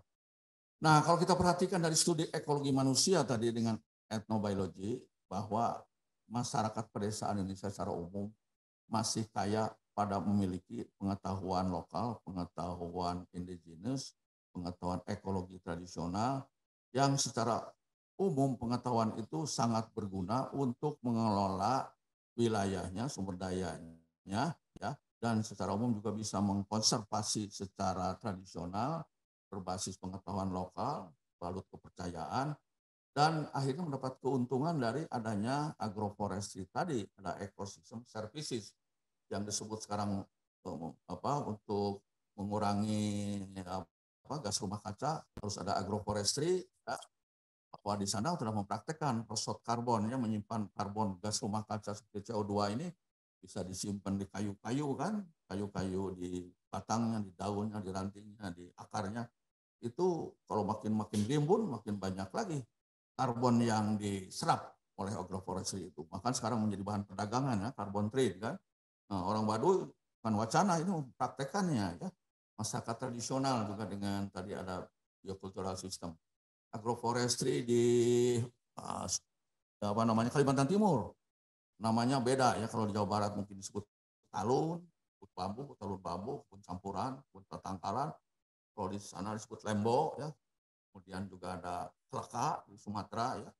Kemudian ada rempong, damar, Lampung, dan di Sumatera Selatan dan sebagainya. Itu banyak agroforestry yang dipraktekkan oleh masyarakat. Masyarakat sudah mempraktekkan paradigma pembangunan berkelanjutan, paradigma organic farming, paradigma LEISA, ya, dan itu sesungguhnya bisa digali oleh kajian ekologi manusia, oleh etnobiologi, menjadi bekal untuk memperkuat pengetahuan yang dihibridkan, hybrid, ya, hybrid knowledge, dan untuk praktisnya untuk jadikan program pembangunan, untuk mendukung program pembangunan. Saya katakan tadi, menemukan obat baru, sistem pengelolaan lingkungan yang pro masyarakat, ya, berbasis lebih cocok daripada memperkenalkan konsep yang tidak dikenal oleh masyarakat. Itu akan lebih susah lagi.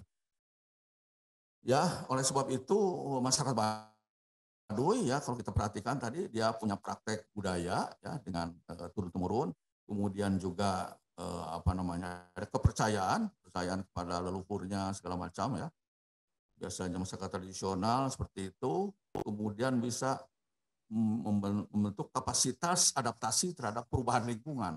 Lingkungan itu perubahan lingkungan ekonomi pasar, ya, perubahan terhadap iklim, cuaca, ya, sehingga berbagai kajian sekarang tradisional ecological knowledge harus banyak dikaji oleh para ahli ekologi manusia, etnobiologi, dan beruntung nih mahasiswa baru nih nanti akan belajar tentang ekologi manusia ada mata kuliahnya, dan bisa juga kajian-kajiannya mengkaji ekologi manusia, baik itu etnobiologi atau political ekologi dan sebagainya, dengan membuat suatu tesis dan membuat disertasi dan dibuat jurnal-jurnal yang khas Indonesia ya, dari kajian-kajian yang dilakukan di tanah air kita. Nah, agroforestry secara evaluasi ilmiahnya itu hal yang diharapkan oleh dunia dalam pembangunan berkelanjutan karena memadukan antara fungsi hutan dengan fungsi pertanian. Kalau pertanian saja ekonomi tinggi ya hanya untuk hasil produksi pertanian, tapi lingkungannya konservasi lingkungan rendah. Sementara hutan itu bagus sekali untuk konservasi alam, tapi hasil ekonominya kurang. Nah, oleh sebab itu digabungkan kombinasi antara agroforestry itu gabungan antara sistem pertanian, tanaman semusim dipadukan dengan kayu-kayuan. Jadi ada buah-buahan, ya ada rambutan, ada durian, ada petai, kelapa, dipadukan dengan bagian bawahnya ada padi, ada kacang-kacangan. Nah itu hal-hal menurut orang luar itu hal yang harus digalakkan, hal baru ya agroforestry. Padahal kita prakteknya dalam kenyataannya ada, cuman kajian-kajian ekologi manusia mungkin agak kurang. Oleh sebab itu ya bisa menguntungkan secara di on-farmnya, di desanya, bisa landscape juga secara watershed sangat menguntungkan, secara nasional juga menguntungkan. Maka dari dari sudut pandang ekologi manusia, political ecology, ya, yang disebut tadi usaha tani yang tingkat farming saja punya kepentingan secara political ecology mendukung untuk nasional dan global ya. Bahkan ini berbagai hasil kajian menunjukkan sebagai contoh agroforestry pekarangan ya. Itu begitu banyak sekali ragamnya pekarangan, fungsinya baik untuk sosial, ekonomi dan budaya, sangat mendukung untuk pembangunan berkelanjutan. Sebagai contoh, tujuan pembangunan berkelanjutan nomor 1 itu kan menghilangkan kelaparan, nomor 2-nya menghilangkan kemiskinan ya dan lain sebagainya. Itu sangat sejalan oleh agroforestry. Jadi agroforestry itu sangat mendukung pembangunan berkelanjutan. Jadi kajian ekologi manusia yang mengkaji agroforestry tadi sesungguhnya mendukung untuk program pembangunan berkelanjutan. Demikian juga studi tentang ethnobiology ya, dengan mengkaji pengetahuan penduduk tentang kepercayaannya, melindungi flora fauna, itu sejalan dengan tujuan pembangunan yang diamanatkan dalam 17 tujuan pembangunannya SDGs ini. Nah itu masyarakat sesungguhnya sudah mempraktekkan ya. Nah sayangnya mungkin sekarang kurang mendapat perhatian ya masih. Nah bahkan dalam artikel-artikel terbaru yang banyak kritikan juga bahwa yang disebut pembangunan berkelanjutan itu masih belum sesuai. Ya, pembangunan berkelanjutan bisa diartikan ya untuk memenuhi kebutuhan sekarang kan, dengan tidak lupa jangan mengabaikan kepentingan generasi yang akan datang, untuk aspirasinya dan kepentingan yang akan datang, jangan sampai menurun gitu kan. Itu pembangunan yang memadukan antara aspek ekonomi, antara sosial dan alam lingkungan itu menjadi satu kesatuan dalam pembangunan berkelanjutan. Nah, menurut para ahli sekarang banyak dikritik itu disebutnya weak sustainability ya. Nah, sekarang itu dalam prakteknya tetaplah ekonomi yang menjadi panglima. Ya, contoh kasusnya pengembangan yang disebut kelapa sawit tadi, penghargaan kepada keanekaragaman hutan mungkin tidak ada nilainya dibandingkan dengan nilai uang dari hasil produksi kelapa sawit. Maka tetap lingkungan terabaikan. Maka paradigma baru ya harusnya human ecology seperti praktekkan orang Baduy ini sebutnya strong sustainability. Apa artinya? Bahwa ekonomi itu tidak lepas dari masyarakat dan ekonomi dan masyarakat itu tidak pernah dari lingkungan. Jadi itu bagian dari sarangnya, dari ujungnya adalah lingkungan. Ya, jadi hubungan manusia dengan lingkungan itu dalam payung harusnya kalau mau strong sustainability adalah semua oleh lingkungan, semua itu dipengaruhi. Itu sekarang ada kritik kepada antroposen bahwa tidak ada penghargaan lagi manusia kepada lingkungan ya, seperti tadi kelapa sawit itu dinilai hanya dari uangnya, bagaimana nilai layanan ekosistem dari suatu hutan yang beraneka ragam, harganya rendah. Maka kalau pilihannya pasti memilih weak sustainability. Nah itulah sekarang ada paradigma, maka dengan kajian dari ekologi manusia, ekologi, ethnobiology punya sumbangsi yang sangat baik untuk pembangunan ilmiah juga sangat baik karena ini kajiannya bersifat transdisiplin, berbagai ilmu bisa berkolaborasi ilmu sosial, ahli ekonomi, ahli antropologi, kemudian bekerja sama dengan ahli ekologi, ahli biologi ya. Dengan kajian ekologi manusia, secara umum melihat bagaimana interaksi manusia dengan lingkungan itu secara holistik. Perubahan-perubahan sosial menyebabkan perubahan pada berubahnya ekosistem, berubah ke sistem sosial, maka sesungguhnya kalau kita melihat dari hubungan itu bisa memprediksi berbagai bencana itu bisa dihindari. Kita bisa belajar banyak dari lesson learn, dari kasus-kasus bagaimana bencana terjadi sebenarnya adalah interaksi manusia dan lingkungan yang mengalami perubahan akibat dari penduduk makin bertambah, ekonomi menjurus ekonomi pasar, ekonomi berkembang, termasuk juga populasi yang migrasi ya. Contohnya migrasi memindahkan penduduk dari Jawa yang budayanya tanam padi pindah ke Kalimantan Selatan yang petaninya berotasi. Nah, mereka mengalami harus adaptasi ke lingkungan baru. Mereka belajar dari lingkungan baru bagaimana bertani berotasi. Mengingat mereka bertaninya di sawah itu tetap. Sana begitu tahun kedua produksinya turun. Apa turun? Karena mereka tanahnya lain di Kalimantan dengan di daerah Jawa, irigasinya lain. Ya. Maka oleh sebab itu bahan penduduk dengan adanya migrasi dari lembah ke pegunungan juga ada penyesuaian baru dari sudut pandang ekologi ini harus dikaji bagaimana adaptasi penduduk terhadap lingkungan. Nah itulah mungkin bahan diskusi. Mudah-mudahan ada yang tertarik, mudah-mudahan ada yang ingin mungkin bertanya. Silakan. Saya kira Pak Moderator bisa mengatur waktunya. Terima kasih. Terima kasih Prof. Johan Iskandar. Itu pemaparan yang sangat menarik sekali ya dan sangat relevan dengan situasi kita, enggak hanya kita ya, tapi juga secara global ya, mengenai pentingnya human ekologi ya di dalam upaya untuk mewujudkan, saya kira ini Prof ya, keberlangsungan ya, sustainability baik apa aktivitas ekonomi maupun aktivitas lainnya ya. Di penelitian. Demikian saya ucapkan terima kasih atas perhatian rekan-rekan semua dan juga terima kasih kepada Prof. Johan Iskandar yang telah memberikan kuliah yang sangat menantang gitu ya, sangat menantang dan sangat memberikan wawasan mengenai human ekologi. Selanjutnya saya serahkan kembali acara ini kepada moderator Pak Dr. Injat. Silakan Pak Dr. Injat. Terima kasih Pak Dr. Rudi, terima kasih Prof. Johan Iskandar untuk materi yang pertamanya dan sangat menarik sekali. Teman-teman mahasiswa, berikutnya kita punya materi yang kedua, pemateri yang kedua ya, yang tadinya akan diisi oleh Pak Tommy Ciptajaya MBA, karena beliau berhalangan, jadi digantikan oleh Ibu Olivia ya. Ibu Olivia, apakah sudah ada di Zoom, Bu? Ya, saya di sini, Pak. Oke. Ya. Oke, terima kasih ya.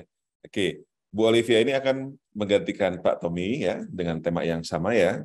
Barangkali saya coba bacakan sedikit CV tentang Bu Olivia ya. Nama lengkapnya Olivia Dianina Purba. Kemudian S1-nya dari FISIP ya Bu ya, FISIP UI ya, Bachelor of Art ya. Oh, International Relationship ya. Kemudian S2-nya dari ANU ya, Australia National University, Canberra, Australia ya, mengambil Environmental Management and Development. Kemudian beliau juga ada pernah full scholarship for summer study ya di Montana ya, University of Montana di US. Kemudian dapat juga full scholarship for 1 semester ya di Swinburne University of Technology di Melbourne, Australia ya. Kemudian sekarang beliau sebagai Partnership, Sustainability and Impact Manager di Green Hope ya, betul ya Bu Olivia ya? Betul. Ya, ini kalau kita lihat experience working-nya ya banyak ya, seperti cuman memang keterbatasan waktu, jadi saya tadi coba singkat saja seperti itu ya. Maka Bu Olivia, kami berikan waktunya. Silakan, Bu.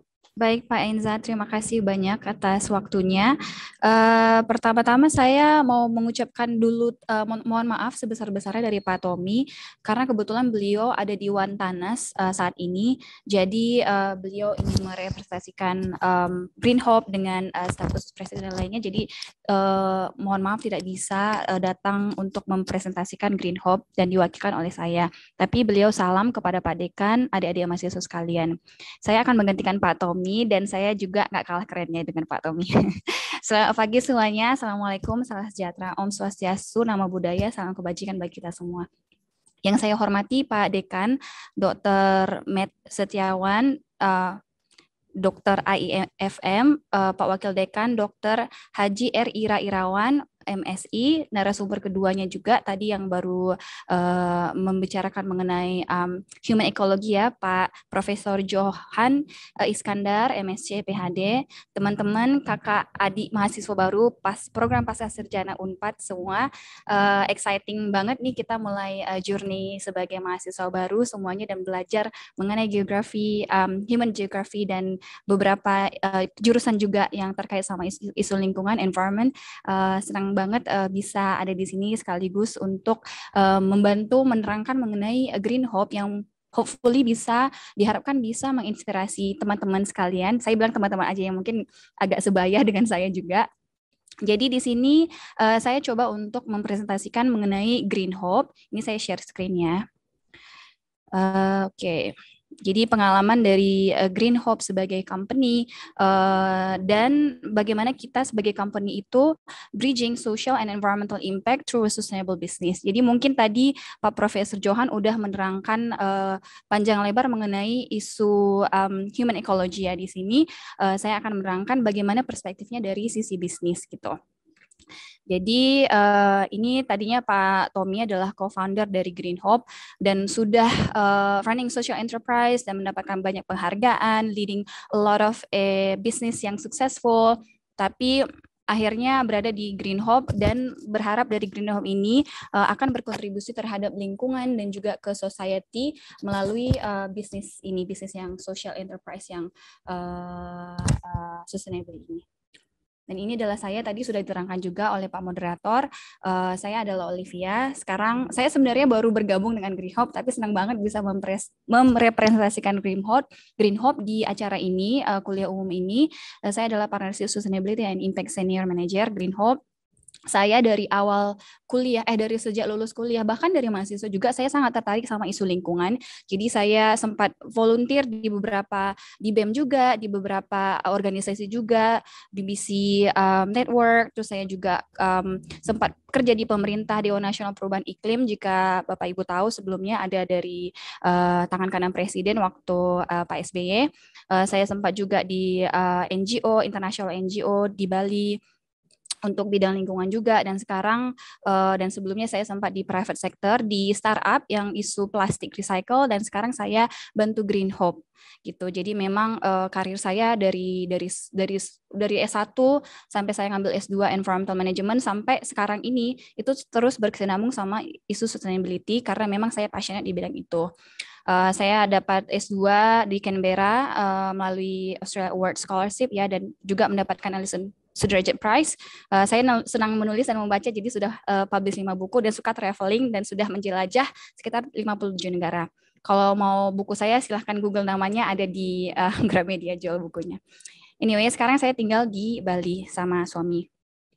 Jadi kita akan ngomongin sekarang kenapa sih kita itu penting untuk punya bisnis yang sustainable.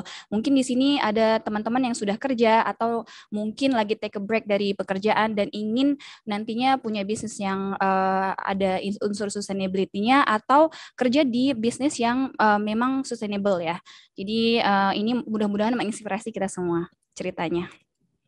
Nah, ini kebetulan saya tinggal di Bali. Jadi ada konsep namanya Trihita Karana. Karana.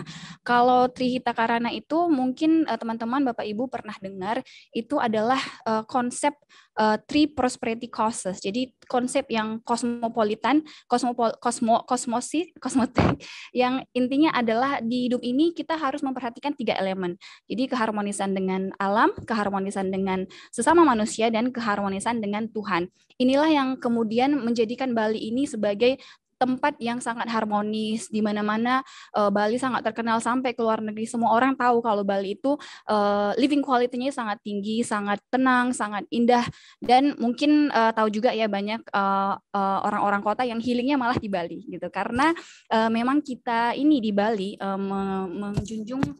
menjunjung ide ini, prinsip ini, Trihita Karana. Jadi semuanya itu balance gitu. Jadi itu pula lah yang kemudian diterapkan, yang kita serap sebagai prinsipal di Green Hope. Nah, ini adalah pemandangan Bali, bisa dilihat kalau ngeliat ini aja kan berasa ya kalau ini ada sejuk, tenang, aman, tentram gitu, langsung enak ngeliatnya. Jadi di sustainable business drivers itu, inilah yang membuat kita drive bisnis kita itu yang sustainable. Itu adalah pertama karena ada krisis. Mungkin semuanya juga sudah tahu, teman-teman Bapak Ibu, kalau kita ini sedang menghadapi isu climate change dan plastic waste pollution. Jadi UN juga udah declare bahwa PBB udah declare bahwa kita itu ada perang sekarang. Perang terhadap perubahan, untuk menghadapi perubahan iklim, dan perang terhadap sampah plastik. Polusi sampah plastik gitu. Jadi kita semua berusaha seluruh dunia untuk bisa men-tackle atau menghadapi isu ini, karena ini ancaman bukan buat satu negara aja, tapi semua orang, semua makhluk hidup yang ada di dunia ini gitu.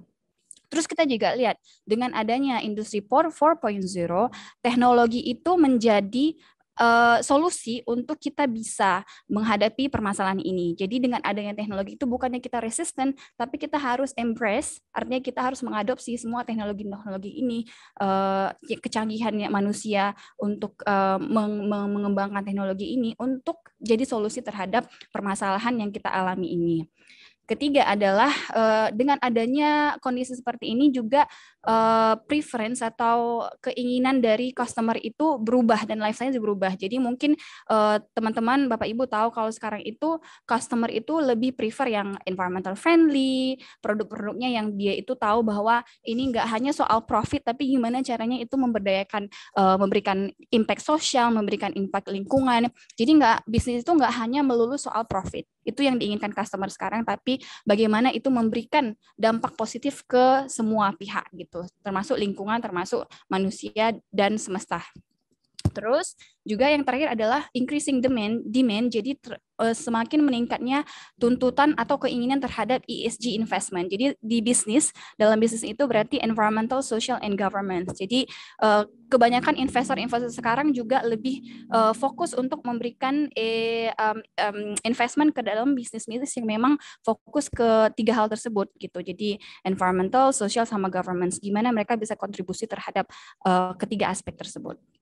Gitu. Jadi ini untuk mempersingkat waktu, karena kita memang sudah agak lebih waktunya dan menghargai waktu teman-teman sekalian, mungkin saya agak cepat aja ya untuk presentasinya. Dan ini mungkin sudah lihat, sudah pernah tahu juga kalau memang teman-teman ngambil jurusan ini berarti memang suka atau tertarik dengan isu ini ya, isu environmental science dan lain sebagainya, human geography dan lain sebagainya. Jadi kalau untuk climate change itu kita bisa lihat dari data ini, banyaknya data dari IPCC juga, International Panel on Climate Change, yang memang badan resmi UN untuk climate change. Kita bisa melihat dari global temperature dari 1880 hingga sekarang itu terus meningkat. Walaupun mungkin ada fluktuatif, tapi secara konstan itu terus meningkat. Dan kita bisa lihat di sini juga datanya itu karbon dioksidanya itu juga meningkat ya. Jadi karena karbon dioksida meningkat, global efek rumah kaca, global warming, global temperatur juga gitu. Terus kita bisa lihat juga kalau di tahun 2022 itu adalah secara global suhu terpanas di dunia. di tahun 2022 semenjak dunia ini terbentuk ya, bumi ini terbentuk di Januari 22. Jadi 2020. Jadi bisa lihat ini merah semuanya, bahkan ice di kutub itu melting, meleleh. Next, ini jadi efeknya adalah tornado, kebakaran hutan, banjir, tsunami, dan lain sebagainya. Jadi ada banyak bencana alam akibat efek tersebut. Next, jadi inilah dampak-dampak dari kelainan cuaca ini, kelainan iklim, kelainan cuaca, naiknya CO2 dan lain sebagainya. Ini semuanya bisa dilihat di di IPCC atau di news, semuanya itu kita udah rasakan juga bahwa sea level rise 1 meter dan 2 degree panasnya itu di Jakarta khususnya ya, udah buat juga kayak temboknya itu di beberapa wilayah Jakarta sehingga air lautnya tidak masuk. Dan juga itu juga kenapa wacananya kita pindah ibu kotanya ke Kalimantan kemudian. Ini banyak banget yang mungkin bisa dipelajari, nanti juga di kuliahnya mungkin dipelajari adanya decline atau pengurangan dari crop yield-nya dari tanamannya 8-17%, flood atau banjir itu meningkat 170% karena semakin panas, es meleleh di kutub dan lain sebagainya, permukaan air naik dan sebagainya. Jadi banyak banjir, terus heat wave. Jadi kalau di Indonesia biasa ya mungkin sama udara-udara yang panas, suhunya yang panas memang tropis, tapi kalau di Eropa misalnya itu banyak orang meninggal karena heat wave. Jadi karena panas banget, mereka mungkin juga nggak terbiasa sama heat wave-nya.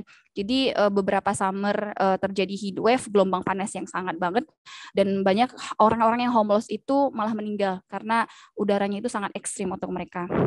Terus jadi kekurangan air, 100 million people, 100 juta orang hidup tanpa air, kelayakan air yang layak gitu, air, akses terhadap air. Terus banyak yang kehilangan job karena stres, productivity menurun dan lain sebagainya. Ini semuanya adalah scientifically proven, jadi ini bukan hoax. Kemudian next, ini juga pokoknya banyak sekali lah intinya problem-problem yang disebabkan oleh climate change dan climate change disebabkan oleh antropogenetik ya. Jadi bukan karena alam saja, tapi karena juga akibat ulah dari manusia. Oke, yang kedua problemnya tadi adalah plastic waste pollution. Jadi dari The Guardian sempat ada artikel tulisnya bahwa the world is facing one of the urgent environmental challenge, yaitu adalah isu plastik. Bisa dilihat di sini, ini adalah salah satu diver yang tempo hari ada di Nusa Penida, kalau nggak salah ya, di Bali, dan ini heboh. Mungkin teman-teman Bapak Ibu pernah lihat videonya ini yang pada saat itu divernya ini sedang rencananya diving di Bali, karena memang Bali terkenal untuk divingnya, tapi malah menemukan semua merek-merek plastik ini. Merek-merek plastik dari seluruh brand itu berkumpul di situ. Dan ini sangat mengecewakan karena videonya itu viral, kemudian sampai Pak Presiden meminta salah satu diver, beberapa diver Indonesia itu untuk ngecek gimana sih kondisinya di sana. Nah, tapi pada saat dicek ternyata tidak seperti ini lagi karena air itu kan muter ya, di laut tuh muter. Jadi sampah-sampah ini nggak di Indonesia lagi, udah pindah ke Korea atau kemana gitu, atau ke samudera mana, karena ini semua bukan karena ulah Indonesia, jadi bukan karena orang Indonesia buang sampah sembarangan, mungkin ada juga, tapi ini karena ulah seluruh umat manusia yang membuang sampah sembarangan. Jadi ini adalah pengingat bagi kita bahwa isu lingkungan itu bukan isu dari satu negara aja, tapi isu untuk kita semua. Oke, next. Ini juga ada video. She's devoted her life to studying. Ini mungkin videonya agak bermasalah, tapi intinya adalah Dr. Jennifer ini kemudian ngecek ke burung yang senang migrasi di daerah tersebut. Kemudian pada saat dibedah isi perutnya ternyata banyak partikel-partikel plastik kecil di situ gitu. Jadi itu sebabnya banyak burung-burung yang bermigrasi tersebut tidak lagi bermigrasi karena populasinya berkurang dan banyak yang meninggal akibat mengkonsumsi yang diduganya makanan oleh burung-burung tersebut, tapi ternyata adalah plastik atau plastik debris plastik yang kecil-kecil. Oke. Terus jadinya ini, kita kan hidup di dunia ini, di planet Earth, tapi nggak ada planet B. Ya mungkin Elon Musk mau pindahkan manusia ke Mars, tapi kan itu masih wacana ya, dan itu mungkin masih lama bisa terjadi atau enggak, kita nggak tahu. Jadi kita itu hanya punya satu planet, yaitu planet Earth. Jadi kita harus punya right perspektif yang benar, attitude yang benar, juga harapan bahwa kita bisa mengambil permasalahan ini menjadi sesuatu kesempatan yang kita bisa kontribusi. Gimana caranya kita kontribusi untuk mengurangi dampak perubahan iklim ini dan dampak dari banyaknya sampah plastik ini atau efek dari sampah-sampah polusi plastik ini. Ini jadi ini ada beberapa artikel yang dari dari surat kabar atau dari sumber yang terpercaya bahwa sebenarnya kita sebagai manusia kan nggak bisa, harus melihat challenge itu sebagai opportunity. Gimana caranya kita bisa ngambil kesempatan sini, semua challenge yang datang ke kita buat menjadi sesuatu yang baik. Jadi hal yang mungkin negatif kita turn into something positif. Jadi ini ada tulisan bahwa climate change itu ada sebenarnya opportunity-nya untuk kita buat jadi bisnis model dan lain sebagainya, dan gimana caranya kita dengan industri 4.0 dan digital transformation itu membuat dunia itu lebih sustainable gitu. Jadi ya jadi juga orang-orang juga udah semakin sadar more and more ya kalau mereka itu lebih cenderung untuk mendorong pemerintah untuk lebih care terhadap lingkungan, untuk untuk mendukung program-program yang environmental friendly gitu. Jadi pemerintah juga sadar dan bisnis juga sadar, dan investor juga lebih nge-push jadinya karena memang demand dari customer-nya itu dari society itu juga gitu. Jadi gimana caranya kita membawa dunia ini lebih ke arah sustainable secara bersama-sama. Ini juga tadi yang sempat saya sebutkan. Jadi ada preferensi dari investor untuk fokus ke ESG investing. Terus ini dia sustainable business itu tidak sama dengan CSR ya, jadi beda ya. Kalau CSR itu kan style lama, jadi mereka buat bisnis profit, kemudian sebagian kecil dari profitnya itu kemudian didonasikan dengan CSR, jadi hanya sebagian kecil persen yang mungkin ya bisa dikasih dengan foundation apa yang terlepas dari unit bisnis, dari bisa masuk ke dalam unit bisnisnya, bisa terlepas, tapi intinya sustainable business itu beda karena kita bergeraknya tidak hanya memberikan profit, tapi bagaimana juga memberikan keuntungan, tidak secara ekonomi tapi juga memberikan keuntungan terhadap society, masyarakat. Jadi masyarakat juga ada nilai positifnya terhadap bisnis tersebut dan juga memberikan nilai positif terhadap environment. Jadi this is the future of business, di mana semuanya itu adalah three nested dependency. Jadi tiganya itu dalam satu lingkaran yang sama gitu. Jadi tiga unsur tersebut, ekonomi, society, dan environment, ada dalam satu sistem yang harmonis dan sustainable gitu. Next, ini kita semua juga sudah tahu SDG goal yang disusun bersama oleh semua negara yang tergabung di UN, dan inilah yang ingin kita capai bersama. Dan bisnis-bisnis sekarang juga yang kita lihat adalah kita berusaha untuk gimana sih agar kita mendukung program-program UN ini sehingga SDG 1 sampai 17 ini bisa tercapai dengan aktivitas masing-masing di sektor atau bidang bisnis masing-masing gitu.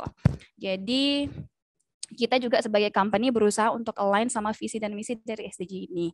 Jadi memberikan company. Jadi dengan SDG ini kayak memberikan platform atau jadi semacam pegangan pilar dari company tersebut untuk kita bisa membawa company ini terhadap goal SDG itu dan membantu goal SDG di UN. Jadi kita bisa lihat, jadi banyak banget keuntungan atau opportunities atau kesempatan di luar sana.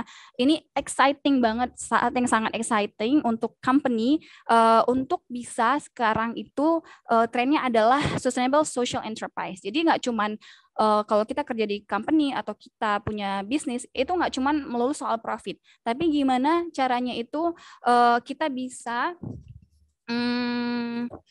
membawa company itu untuk men-tackle atau menjawab semua tantangan-tantangan yang ada di luar sana. Jadi ini adalah beberapa pertanyaannya ya, how can we use energy more efficient? Gimana cara agar kita bisa menggunakan energi lebih efisien? Gimana caranya kita bisa sustainable source of energy? Gimana caranya itu makanan kita lebih sustain dan kita produksinya lebih berkelanjutan dan lain sebagainya. Jadi ini adalah beberapa contoh bisnis-bisnis baru yang mungkin semakin trending di kedepannya. Jadi smart cities, smart buildings, tree planting, sustainable food. Jadi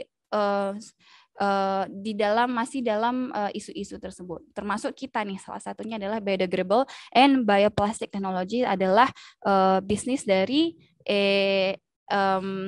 Green Hope gitu. Jadi kita juga moving forward to the future ya. Ini adalah bisnis. Jadi kalau misalnya ada adik teman-teman Bapak Ibu di sini yang ingin memulai bisnis, mungkin ide-ide ini juga menarik untuk dikembangkan. Jadi ini saya kasih salah satu case tadi Green Hope-nya, Green Hope company ini. Green Hope visinya adalah to lead a movement for greener Indonesia and Earth for our children. Jadi kalau Bapak Ibu teman-teman tahu, sustainable itu kan artinya adalah gimana sih agar bisnis sesuatu itu ada elemen lingkungan, society atau masyarakat dan ekonomi, dan juga gimana caranya bahwa resource yang kita gunakan saat ini tetap masih ada atau bahkan terjaga untuk generasi kita di kedepannya. Itu ya visinya ya. Kalau misinya adalah kita mau membuat dunia ini, consumption dunia ini dan produksinya ini jadi sustainable atau berkelanjutan melalui kolaborasi dan inovasi produk dan service dengan memberikan sampel atau contoh yang jelas. Dan kita bisa lihat di sini mungkin selama COVID banyak yang nggak bisa keluar, banyak yang stuck di rumah. Mungkin ada Bapak Ibu teman-teman yang sama sekali nggak keluar karena mungkin takut dengan terjangkit COVID dan sebagainya. Saya juga makanya semakin banyak produk plastik. Jadi akibat COVID ini semakin banyak kayak single use plastik. Jadi memperparah kondisi yang sudah ada ya.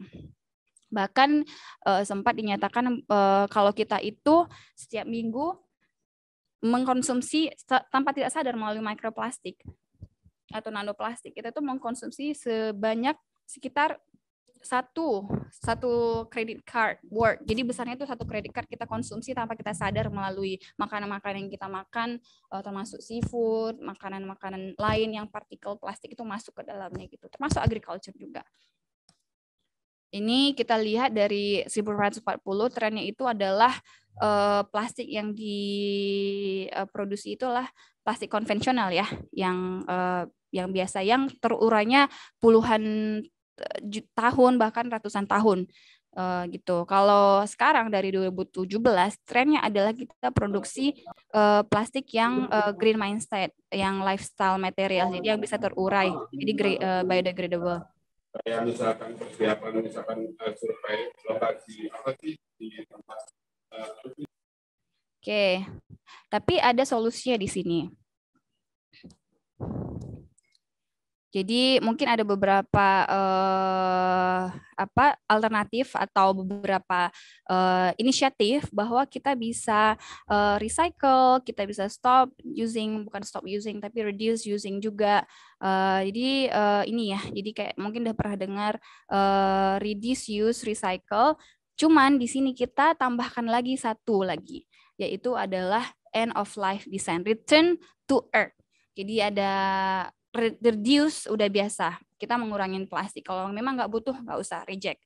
Reuse, kalau memang sudah ada nih plastiknya, bolehlah kita gunakan lagi, kita pakai lagi. Misalnya kita dapat plastik dari belanjaan, kemudian kita gunakan untuk tong sampah di rumah, oke. Kita gunakan lagi, atau recycle.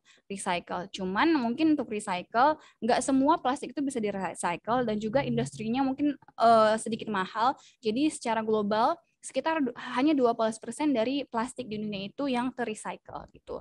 Jadi apa nih tambahan dari 3 ini? Yaitu itu dah dia, end of life design, return to earth. Jadi gimana caranya plastik-plastik yang diproduksi itu bisa kembali lagi ke earth dan bisa terdegradasi dengan cepat gitu. Jadi biodegradable. Dengan inovasi kita bisa mendegradasi plastik-plastik tersebut dengan cepat dan tidak menghabiskan sampai ratusan bahkan ribuan tahun.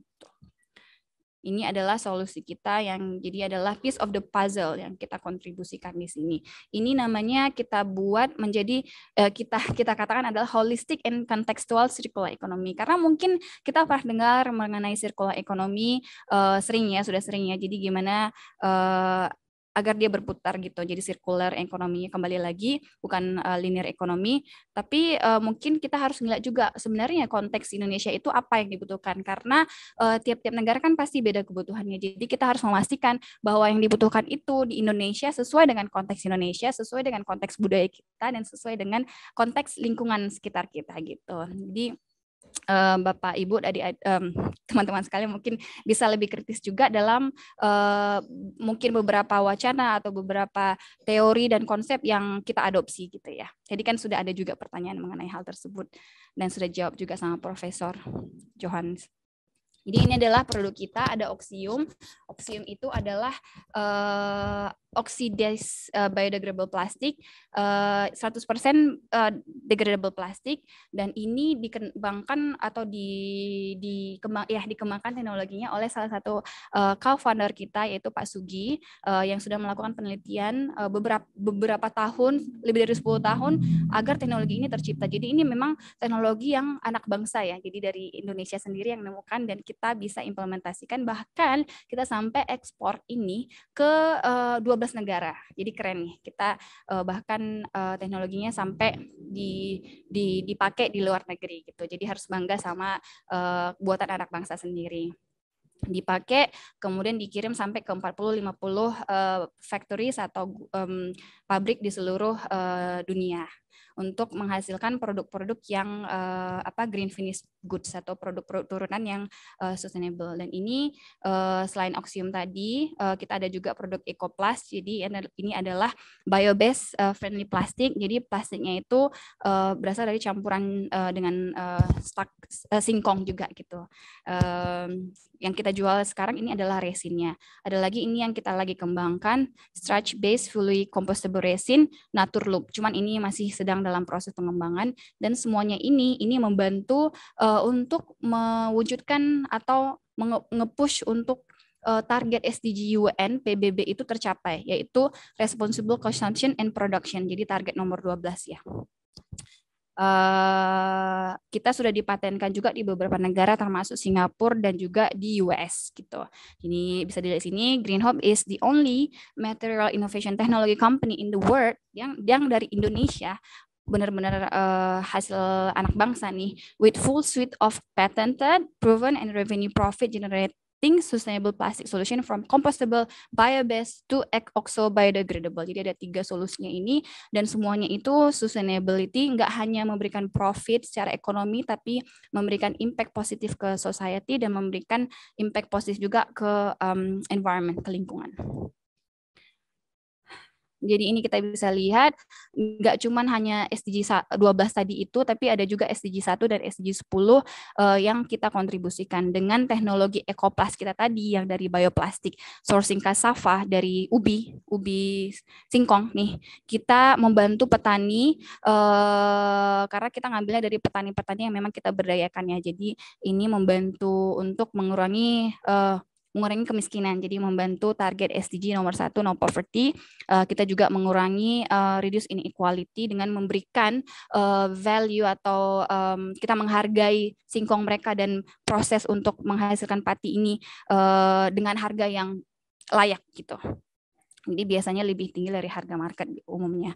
Kasavanya ini yang dihasilkan itu setiap 200 ton yang kita produksi di EcoPlast ini, resinnya ini, ada 500 petani dan keluarganya yang kita berdayakan. Jadi kita membantu mereka. Kemudian dengan ini kita ada juga tim R&D-nya, manufacture dan quality control-nya di Indonesia yang kita membantu dengan SDG 8 dan 9. Karena dengan banyaknya tenaga kerja yang kita serap itu, kita tentunya memberikan economic growth dan kita menyerap tenaga kerja. yang layak gitu. Dan kita bantu juga untuk SDG nomor 9, Industry Innovation dan Infrastruktur gitu dengan bisnis kita. Kita juga akhirnya dengan resin ini yang diproduksi oleh Green Hope, kita ada juga quality finished product manufactured globally dan exported around the world. Jadi kita di ekspor resin kita ini dan diproduksi juga manufactured global, dan hasilnya ini adalah ini.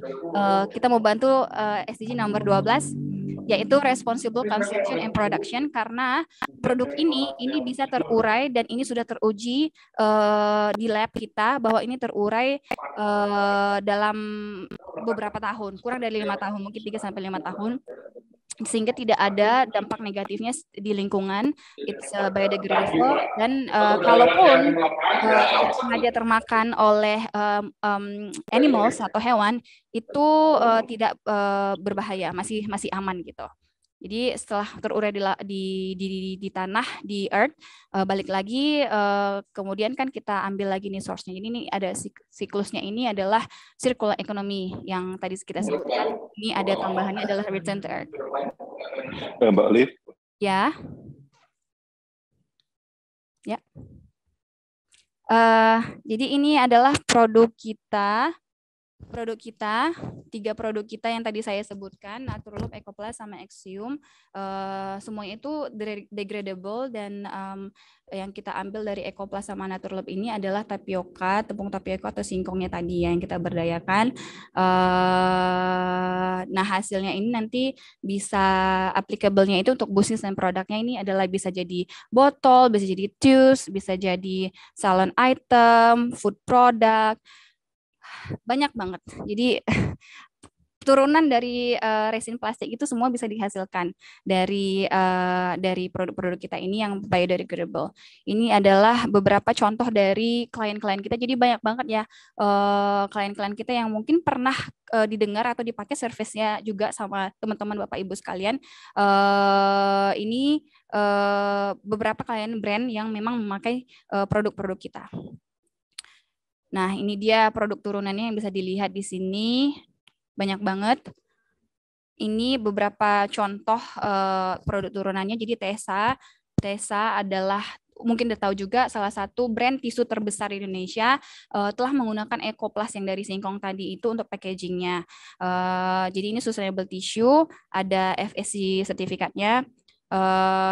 Ada juga nih untuk dog waste, ini pernah dipakai oleh Paris Hilton untuk mengumpulkan kotoran dari dogi ya, dogi. Jadi kan kalau kita pakai, kalau di US misalnya kan nggak boleh kotoran dogi di mana-mana di sembarang tempat. Kalau bawa anjingnya jalan itu harus ngambil sendiri ya kotorannya itu. Jadi kalau kita kebanyakan, kalau diambil pakai plastik biasa kan itu nggak terdegradable, atau terdegradable-nya itu lama di lingkungan. Jadi dipakai produk kita, karena kalau dibuang sampahnya gitu ke landfill misalnya, itu bisa terdegradable. Kita juga ada produk ini, hair coloring wraps, ada glove, ada apron, dan ini sangat berguna ya, karena misalnya di salon kita pakai untuk yang coloring, itu kan cuma bisa dipakai sekali. Jadi kalau dengan ini malah apronnya itu dan sarung tangannya itu bisa langsung mungkin sekali pakai, tapi bisa terurai dan hasilnya itu juga lebih enak dipakai gitu. Ini juga teksturnya juga lebih nyaman untuk coloring untuk produk kita. Nah, ini adalah contoh yang terakhir.